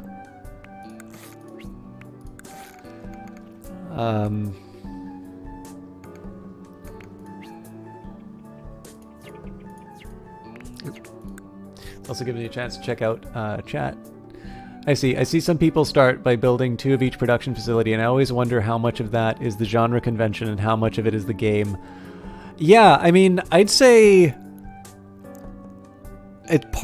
definitely say part of it is a genre convention. Part of it is also my inclination. So like at this point, like you've got, I think the comparison to a Euro game might be wrong because in the end it's partly just my, one of the things I love about Euro games is just the fact that like you're always given 3 like really appealing options and just this excruciating experience of knowing that you can only do one of them at a given time. So in this case here, like in the whole idea of making numbers go up, you know, I always definitely think production orientation. And I mean, again, this is a temperament thing as much as it is just the way that I have no idea if it's a genre thing.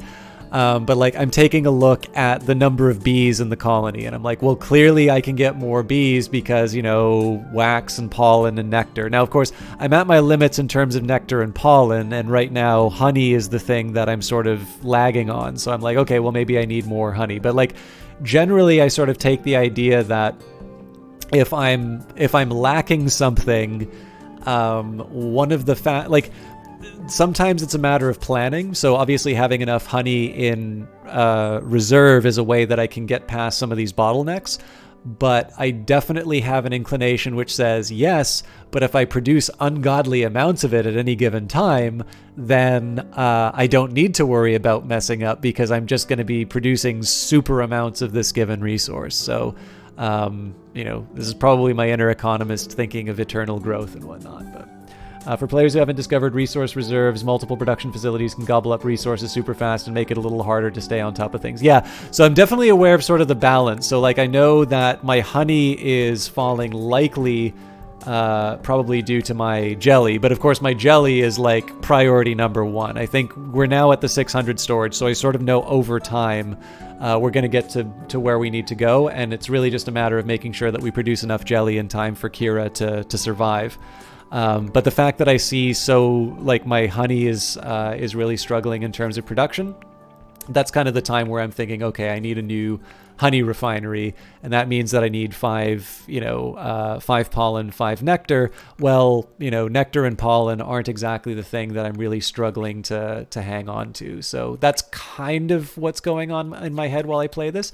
It may not be the right way of thinking about it, but that's definitely sort of where my inclinations are right now. And then of course on top of that, when I see these things sort of maxing out, I'm like, okay, I need to build something to store pollen, and that's sort of a second order consideration for me right now, because of course I want to make sure that jelly train keeps going. But now comes the time for pollen storage.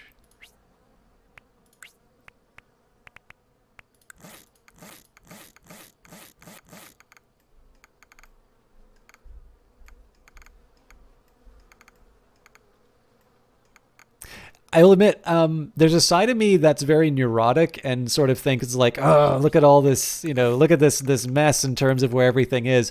But I also really like looking at it as kind of an opportunity to make stuff better. How much of this stuff can I sort of reorganize to more productive uses? And I know I'm going to need to take a look at like the defense distribution, because I'm pretty sure we have some oh no, we don't. So yeah, there's like, I can sort of understand why some players might be really frustrated about the fact that they don't know what all the Lego pieces look like. I actually find it kind of appealing, because I just like the idea of sort of the puzzle of filling in the little blanks and whatnot. I feel like multiple production facilities work best when a player has an understanding of how supply and production works in the game, which you seem to have a good grasp on. Yeah, it's the one thing that I can sort of rely on me kind of getting in any given game. It's the process of inputs and outputs. So like, and this is the other thing, like, again, I think the Eurogame comparison is really inappropriate, but again, it's just sort of because I don't have a really good grammar in terms of talking about how games are designed.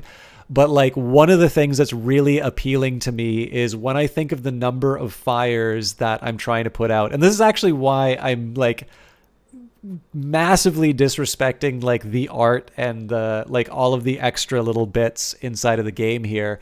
And it's partly just from, I'm assuming this is probably I feel okay saying this because like this is probably the stuff that you spent most of your time working on. But the whole idea of me jumping between these different fires of like, am I wasting resources through the fact that I haven't built enough storage for it? Or am I wasting resources in the fact that I've hit a population cap and, I really should be getting more workers to do these things? Or the fact that now that I know there's exits, I should be using the throne room to take a look and see if there's any slack in the labor force, or if it's pretty tight, and what I need to be doing is focusing on getting more bodies to put out of those exits rather than building those exits. Like, I love the fact that I'm jumping between these different factors at each time. And again, the little vignettes here, I mean, most of them are flavor, but when there's little things like, hey, these ninja flies have come in and stolen your stuff, those are great little reminders for me of like, hey, you really weren't paying attention to this thing here. So I actually really like the fact that I'm sort of jumping between all of these different priorities all at once. So Isaacson says, Jelly Train is the name of your new jazz funk polka fusion band. And Valiant Cheese says, these are good concerns to have at this point in the game. The reason you don't expose the activity screen from the beginning is because you don't want players to be distracted by that stuff early on. Like, one big thing for me too is that like, clearly I'm not paying enough attention to things like foraging, because I probably have a huge surplus of foragers, and it's good for generating nectar, which I had sort of a shortage of. But really, actually, one thing I'll do just to get rid of that, I think we're gonna pollinate. Oh, really? I don't have enough? Oh, it's because I probably don't have enough soldiers. Oh no, it's time. Ah, okay, that's good to know. Let's get some exploration out of the way though. Okay.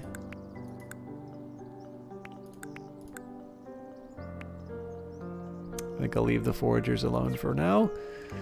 One thing I've obviously given short shrift to is the... oop, we're really short on pollen now.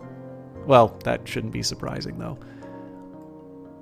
Oh, and we can get a new queen, so... A new queen rises. A new queen has been born. She may either take over this hive or leave to found a new one. Ooh.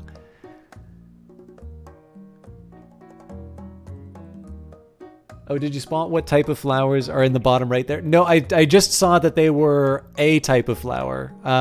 So I'm actually going to ask you, Valiant Cheese. So when I say this hive is the idea here the question of, did you just screw this hive up so much that you want to basically do what new game is?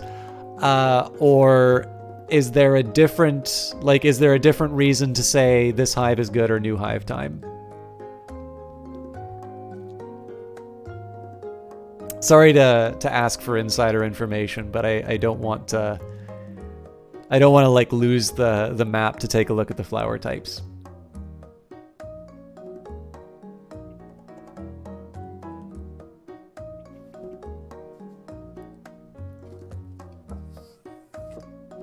Incidentally, while I'm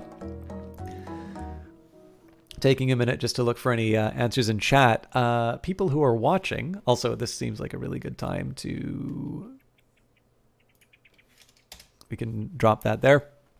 I'm really curious what some of the viewers think of this game. In your mind, is a stopping point for people who aren't interested in playing under their own direction, but mostly it's about whether you enjoy the process of growing a new hive or whether you like the idea of pushing for a larger hive. Okay, nope. So we'll say this hive is good then. Okay, so we had some stuff in foraging I needed to look at. So we've got okay, so they're different types. So flowers high in pollen are in bloom here and will yield additional resources until depleted. Flowers high in nectar are in bloom here and will yield additional resources until depleted. Rare wax flowers are in bloom here and will yield additional resources until depleted. Rare jelly flowers are in bloom here, will yield additional resources. Okay, so different type. I wasn't paying attention at all to that. I really should have.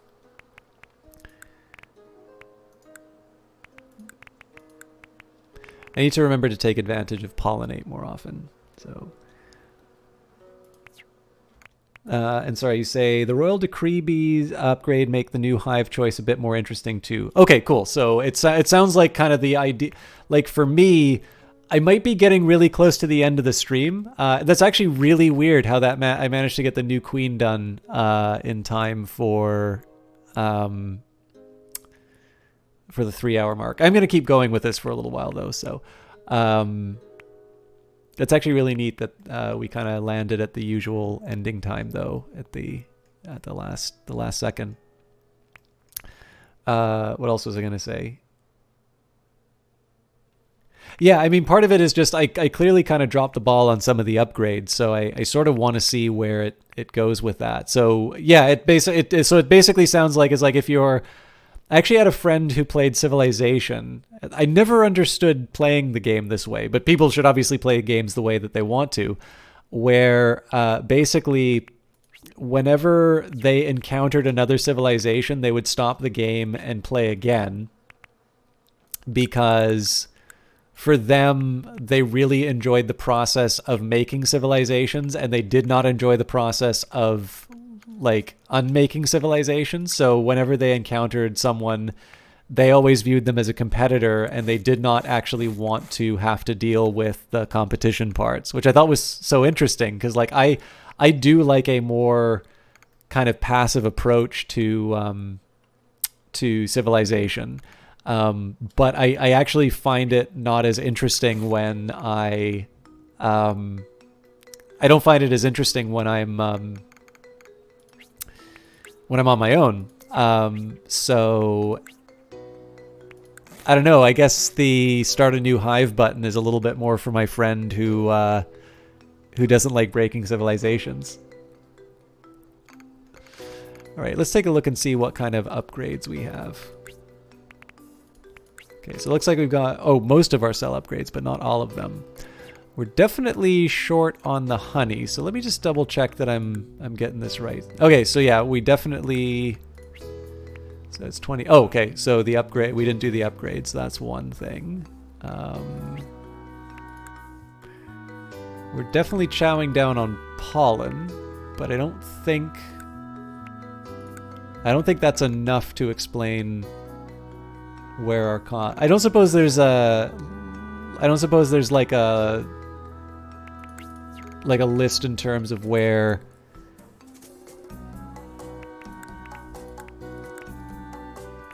what's eating up your different types of production, because I sort of feel like this.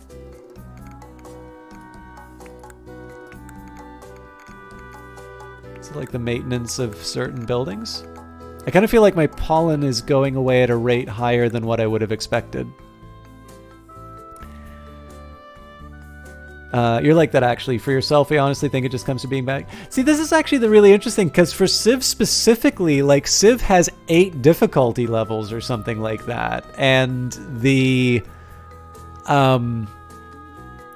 like the, oh, you know what? It's probably because my workers are bottlenecked again.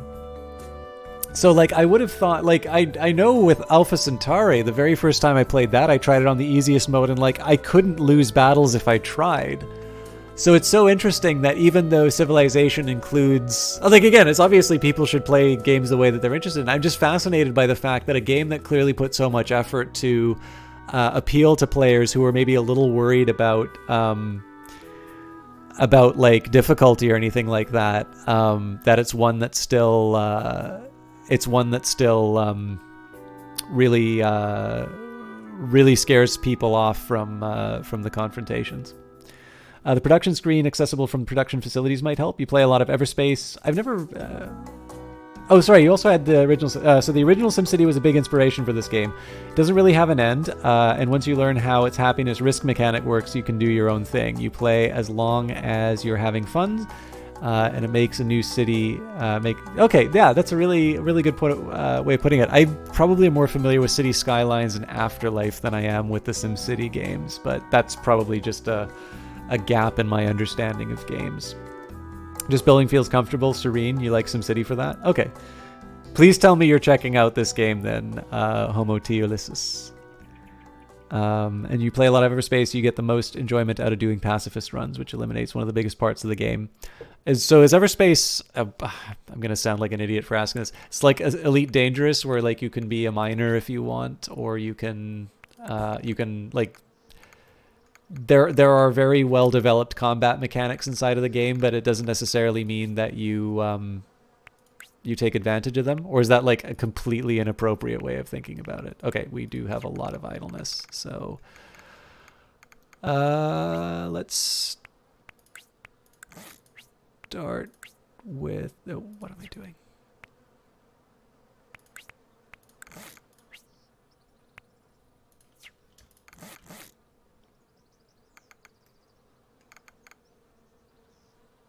You love watching City Skylines. You love your friend Monotone Tim played City Skylines a lot. It's more like Outrun. I'm sorry, I'm not familiar with Outrun either. I'm gonna hand in my gamer card after the stream.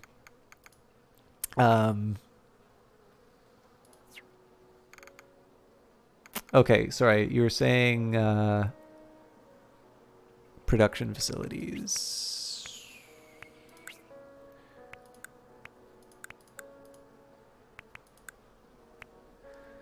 So yeah, we're definitely producing like a ton of jelly, but I'm fine with that. Can produce 7 honey. Can produce 1 jelly.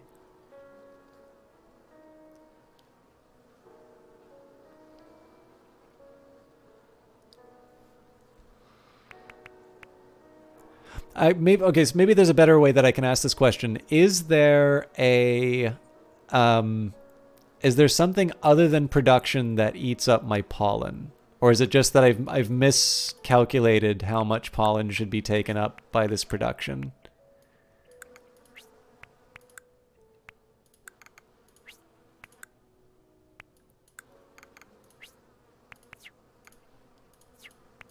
What am I doing?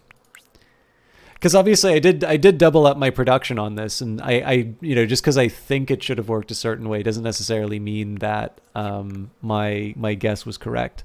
Outrun was a really popular arcade racing game.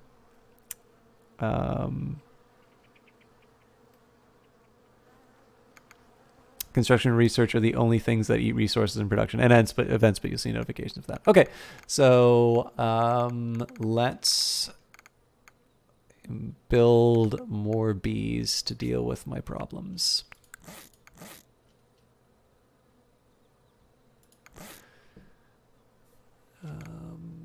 Okay, so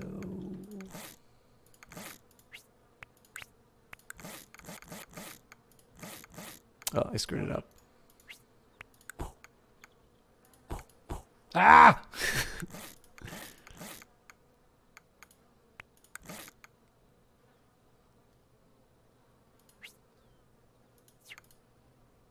I wonder, probably have to have, yeah.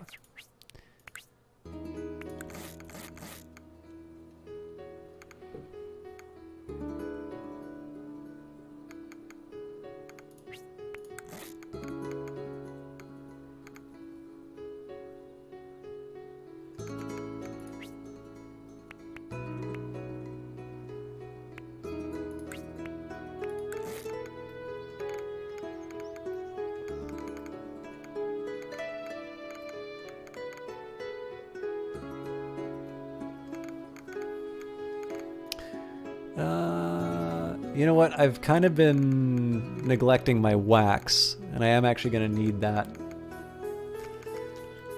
All right, well, we're back to capacity for everything else. Wow.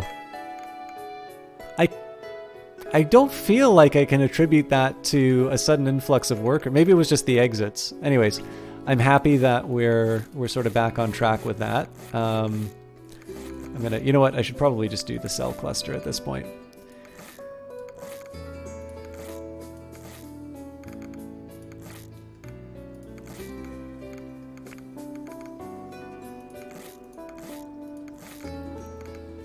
Was jelly production ending? Ah, yes, good point. Yeah, that's so surprising. I guess it's the... Because, like, I guess the thing that I was thinking, I was like, when I look at them individually, there's, like, the 5 pollen, and I sort of get the... like, the honey, so I'm doubling that up. So I basically have 15 that's being taken each turn, and then, like, the amount for wax, but that's kind of trivial. And I don't know, I guess I kind of had this illusion that it shouldn't have been as costly as it was. But again, like it's one of these ones where it's just sort of like I can have a very firm belief about how the world should be working, and then the world will be very happy to inform me how wrong I am. So yeah, that probably doesn't count for much. 15 per bee working. Oh, okay. That makes a lot a lot more sense.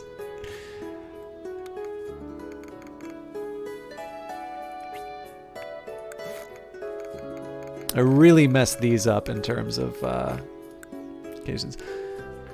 Waiter, please. Carrie spends a lot of time on the waits and even carries them out on patrol. You could say that they're always waiting around. All right, so you've got royal apprenticeships, tool belts, bigger baskets. Royal decrees provides 2 positive effects and 1 negative effect per queen for all future queens. That would be a neat one. Organizational efficiency increases the time that all future defenders protect cells for. Free education increases the amount that future bee sitters speed up. Okay, so let's do something that will improve my my population first. Let's also build another wax deposit. And again, I messed up my placement.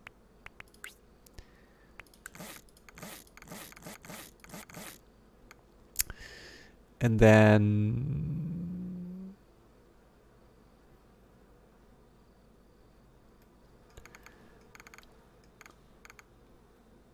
again, because I want to have this huge sort of industrial base, it seems to me like basically the answer is to go ham on the nurseries again.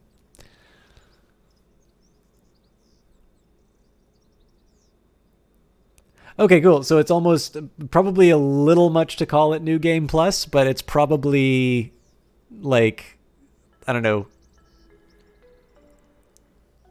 New Game half? I can't coin a clever new term.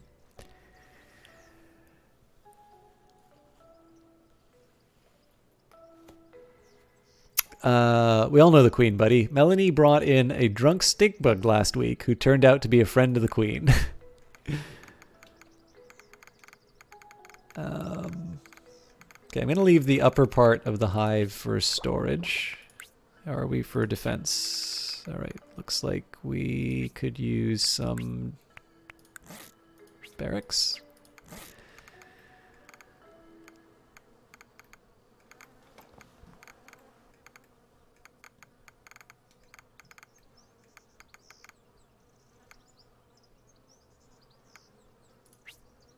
I don't exactly need more foragers, but I know I'm going to like I'm gonna take this space away if I don't use it. So I am, however, gonna make this for a new nursery because my hive's getting a little lopsided.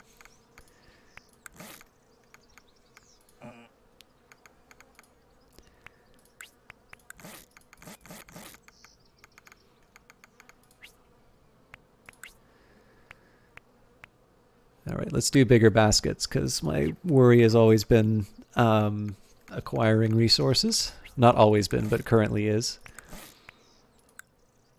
A bee named Jennifer. Let's see what Jennifer can get. Bifocals, dots, bee sitter.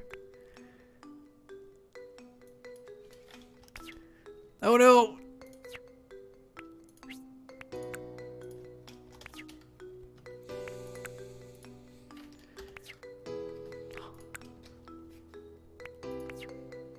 Why won't you let me name my bee? There we go. Whoa! I'm not sure what I did to deserve that.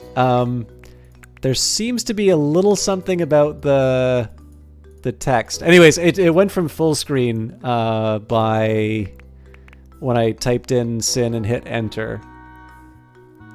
I didn't actually. I know I didn't touch Alt. It's possible I might have hit a shift, but I didn't actually hit Alt, and I seem to struggle a little bit with the text. So I am 100% not the sort of person who wants to say, like, I don't like calling stuff bugs that may not be bugs. Although I guess it's appropriate for a game about bees. I'm gonna guess that was probably not intentional behavior. And that was preceded by a little difficulty with renaming. But here's what I'm going to do. Let's go back to the hive, and let's see if I can find another one of these special bees and rename it. Especially because I've kind of been ignoring the special bees for a little bit. Oh, let's try pressing Alt-Enter again. Oh yeah, okay, so pressing Alt-Enter definitely fixes it. Sorry, I didn't even think to do it in reverse. Kira the second. Carrying her head held high. Oh, sorry, carrying her head high. Let's see if I can find another special for... The specials, I think, are a little larger than the others. Oh, so there you go. You see the game is pay what you want model. The people that actually pay, do they pay the full $10 or just small? And the average price is about $9 at the moment. Cool. Larger or smaller? Okay. I mean, I guess it won't really matter. Presumably, it would be the same for any other bee. I just don't want to change it from Sin.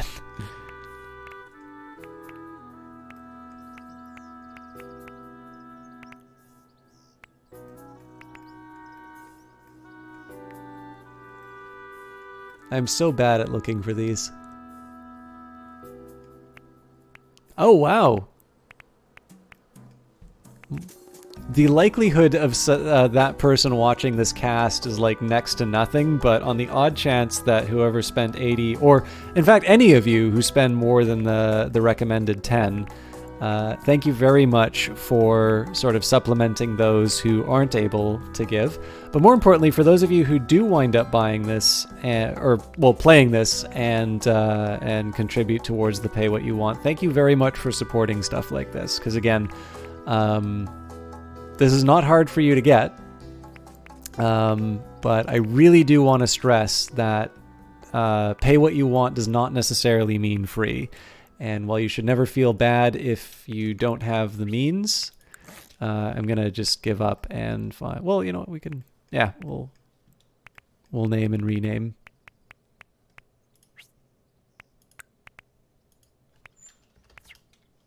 Okay, so that one I hit backspace twice and it knocked me out of the rename.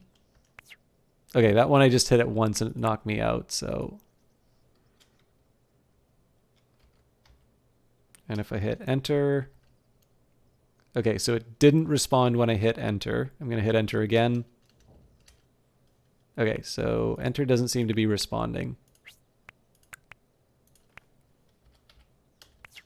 Nope. Okay, so backspace seems to like knock me out. And now enter won't let me do anything. But I bet I can do a space and then hit backspace and then I get the name that I need. Okay. I hope that gives you what you... Okay, sounds like it worked out. Sorry to highlight. Okay, for those of you considering playing this game, please do not consider that at all like ruining the experience or anything along those lines. I just wanted to take a minute to see if I could give a better accounting other than, oh my god, something broke! So yeah. Clicking on the back button should apply what's going on. Cool. Well, I got the name that I wanted anyway, so and I do a bad job of finding these special bees anyway, so I have a feeling it won't be a problem that I run into again. Let's take a moment to do something more interesting and get some research in.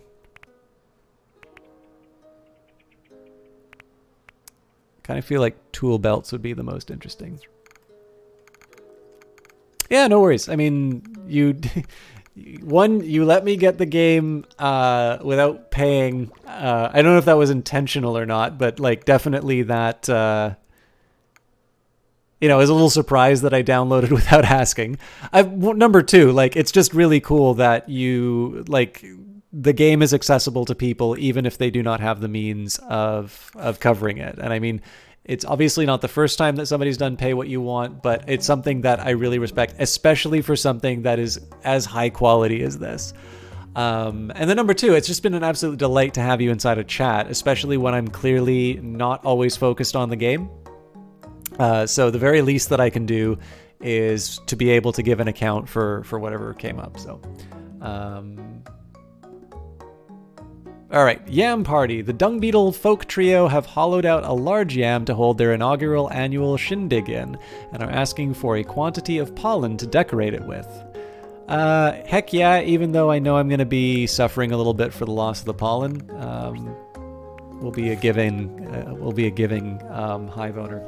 Now it's midnight here, and I don't have a particular need to go to bed, but I did have a couple of things that I was planning on doing in order to get a couple things for the weekend done.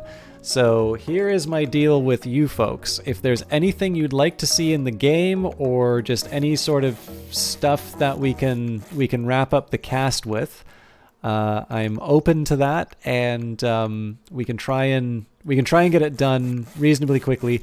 I would like to play this game again. I have no idea when I will have the time for it. So again, please consider this the chance to, get your last minute requests in, just because I'm not 100% sure what my schedule is going to look like for the next little while. But I do want to give this a proper send off if I can. So this means we won't be able to see like all the tech upgrades and whatnot, but we did at least get to the next generation of Queen, so I'm happy about that.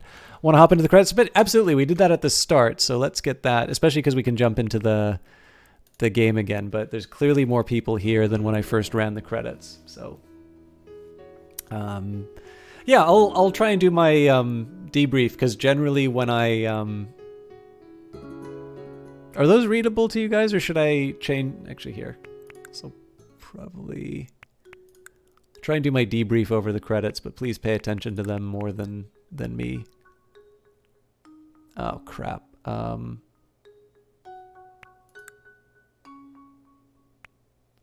click on being together to see what I... Okay. Had to squint a little. Hopefully this doesn't mess up whatever the surprise is, but what I'll do here is I'll just...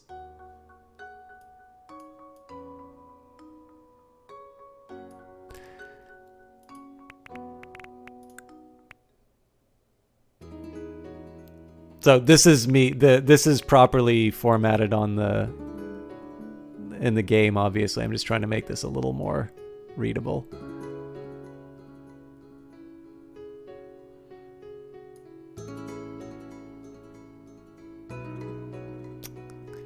But yeah, so I'll try and talk a little bit. So again, just a reminder in terms of where I got this. Eric Billingsley of Sparse Game Dev, also known as the person who made Spring Falls, put out a tweet about this game, and as a result, we got a chance to meet Valiant Cheese. And sorry, I'm really bad at pronouncing it. I know the pie at the end. It's Kestrel Pie. Oh, right here. Peter Silk came into the chat and were a pleasure. Okay, if we click on... here we go.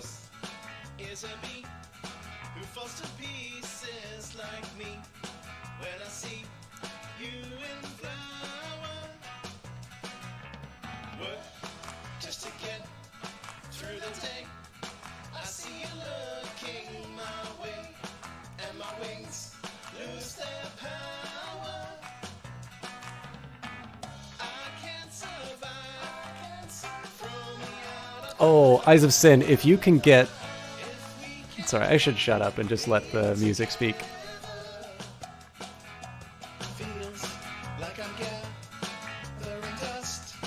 You always seem so nonplussed, like you can't even hear me. Then I hear you buzz my name. You tell me you feel the same, and you want to be near me. Can it be true? I would never feel good if we could be together.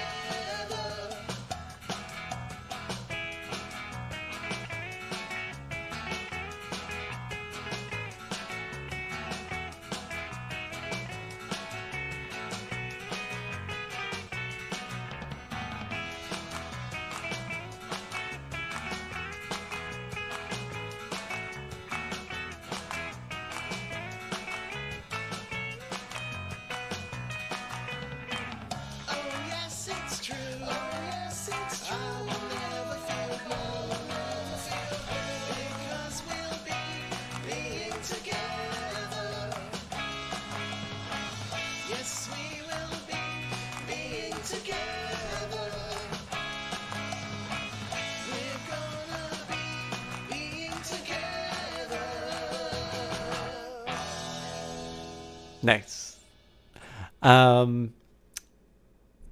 Yeah, so I had a... Oh. All right, I'm going to put this back down. We'll enjoy the music. So when Peter came on board, he was keen on doing something special for it. That's great. But yeah, so again, just a recap in terms of where I found this. Eric Billingsley, Sparse Game Dev, also known as the author of Spring Falls, tweeted out somebody who was talking about this game. The Eyes of Sin and I had a chat about bees some time ago, and if anything, Sin has really made me appreciate nature and animals a lot more than I previously did. So in one sense, she also sort of nudged me towards this in an indirect way. But the idea of a bee city builder, it's almost kind of like, you know, like writers get the question, where did you get your ideas from, like all the time? And I don't think anybody has a good answer to it. But it sometimes feels like there are these ideas which are like these just perfect gems that are sitting out in the open and everybody's ignoring them. So if somebody had said, what do you think is a good game idea that hasn't been done yet? I would never have said a city builder based around bees. What is an obviously good idea for a game that nobody has done before?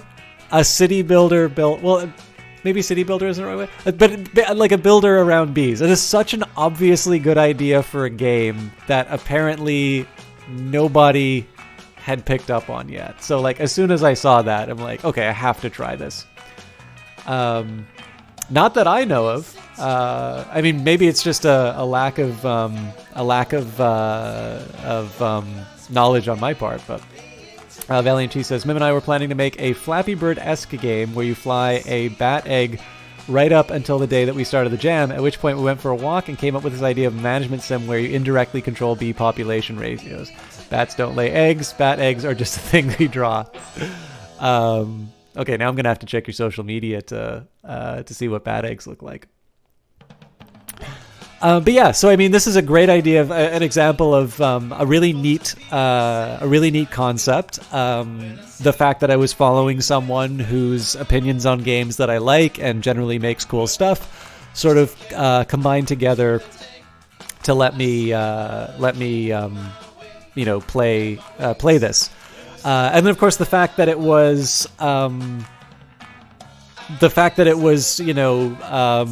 pay what you want certainly enabled me to get the game sort of right away without any kind of a risk.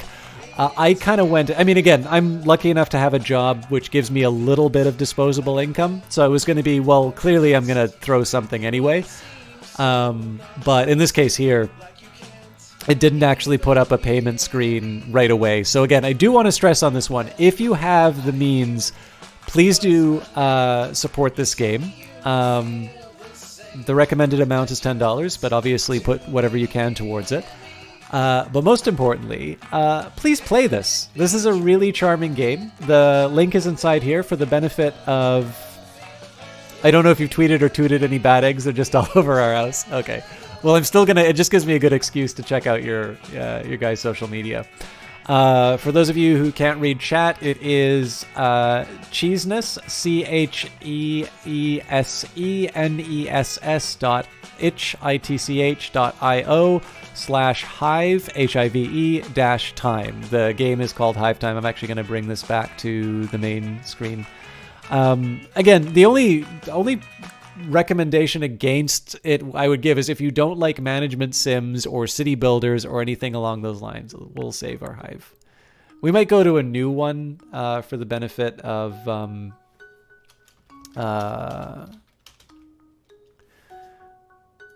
like the next time I play this, whenever that is.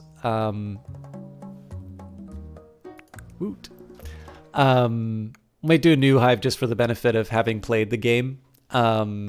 We might go to a new one, but I want to preserve this experience. But yeah, again, what are the things you can do to support games like this? Well, one, pay for them.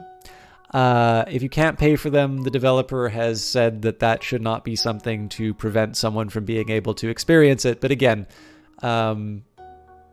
please do not take that. And when you talk with people about it, do not... I recommend not talking about it as a free game, because that creates a different kind of expectation than I think really should be given for something like this. This is definitely a very high quality game, which I've had a lot of fun playing with it. I was a little surprised when I looked over at the time and saw that it was the 3-hour mark already, because I've just completely been lost in it. Well, I mean, I can't say I've been completely lost in it because I've been, engaging in chat and whatnot. I'm definitely going to be putting some more time into this game myself. Another thing that you can do for this game is tell people about it. Again, independent games are always going to have more people that have not heard of them than have heard of them. So if you think there's someone who will enjoy this, please let them know. Tweet about it, or just otherwise go on. I'm sure Valiant Cheese would also appreciate a follow, either on itch or Twitter, because clearly this is not the only game that they've made. Finally, there is a soundtrack for the game, and I don't have the Bandcamp link right now, but I should be able to find that here shortly.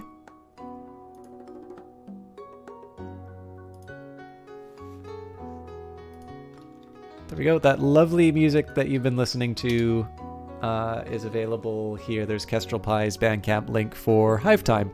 And again, I actually really like how diverse the soundtrack is. It's you have kind of relaxing stuff like this while you're building, but every once in a while the Beatles will stop by and you get to hear something a little special. So it's good. This is exactly the reason why I like going to stuff like Dirty Rectangles, where I live. Dirty Rectangles, again, is that local game dev collective.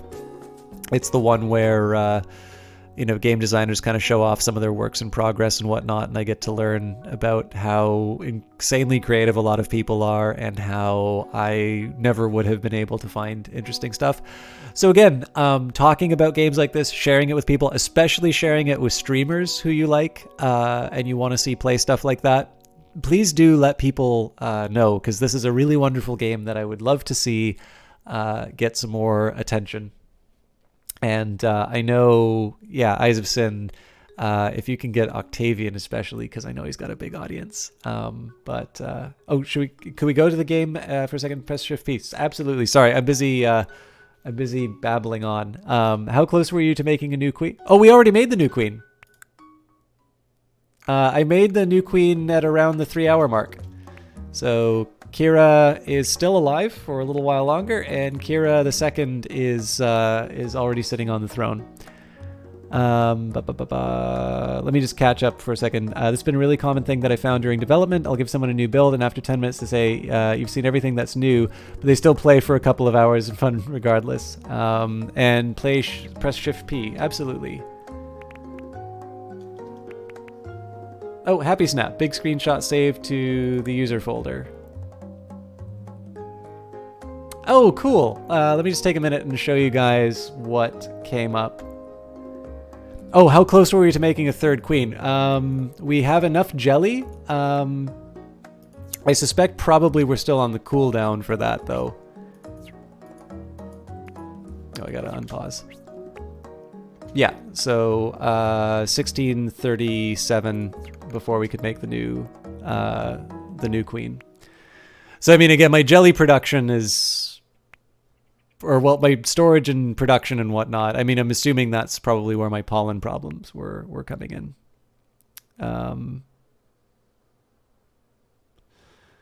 Where else? Oh yeah, sorry. I wanted to show what else was going on. Oh yeah, so let me show you what happened as a result of Shift P. This is what the colony looks like on its own. Obviously, a lot of this is just empty, wasted space. This is kind of why I'm really split on. This is why I'm really split on starting a new hive or continuing on with the main one, because I've obviously made some decisions here which are based on my imperfect knowledge of the game.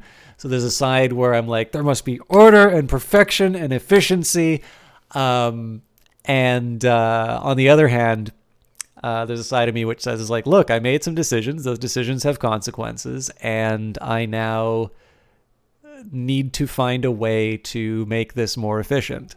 I'm genuinely split as to what the better path. There must be order in my hive. Sorry, I should do the Doctor Strange one. There must be order in the hive.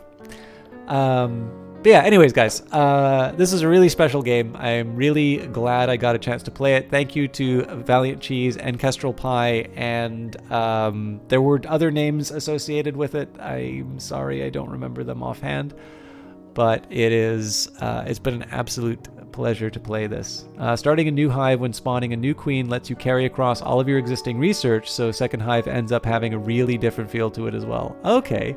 So yeah, maybe next time I play this on stream, I will pick up from this save. We will take the next generation to carry over the research, and we'll see how it works. Aubrey Starr painted the queen portraits that you haven't seen yet. Oh, is there a way to see those queen portraits really quickly, or is this something that I need to do? Is this something that I need to do later on inside of the game? This gives me something convenient to chat about while I try and find somebody to host tonight.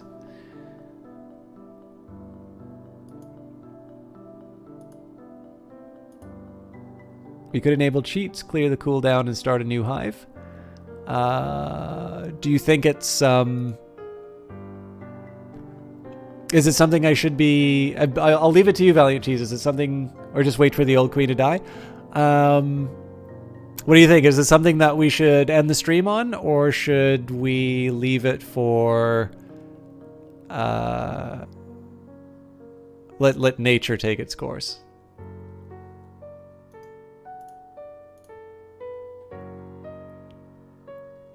It's not super important, just nice touch to remind you of the past queens. Maybe something for next time? Okay. Let me see if anybody is streaming this game right now.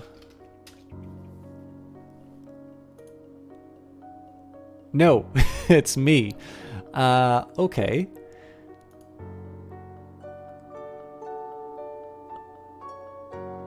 Who am I likely to...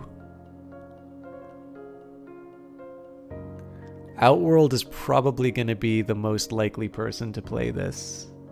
Check for other B games? I don't know of any other B games, Homeotelesis, but I bet... okay, there's two things... there's three things I'm actually going to recommend to you. Kilgore Trout is a streamer I quite like who likes classic games a lot. He's currently playing Deus Ex, and I would normally host him. But he there's actually somebody else who I wanted to give a quick coast to, because I don't always get a chance to do that for him. I will also say most of you already know what this is, but RiffTrax is currently showing Samurai Cop, so if you want to see an absolutely ridiculous movie with some very funny commentary to it, RiffTrax actually has a pretty funny one on right now. And the person who I am going to host tonight is Outworld, who is currently doing his subathon for all of the old MechWarrior games. So while he's very unlikely to be playing Hive Time right now, I do also know he likes checking out indie stuff, and he actually gets along quite well with Kilgore Trout. So partly so I can propagandize him to the way of the Hive Time, but also just because I'd really like to support Outworld, who's been trying to sort of build up his follower base again. He's also an Australian streamer, so that's another reason I wanted to host him tonight.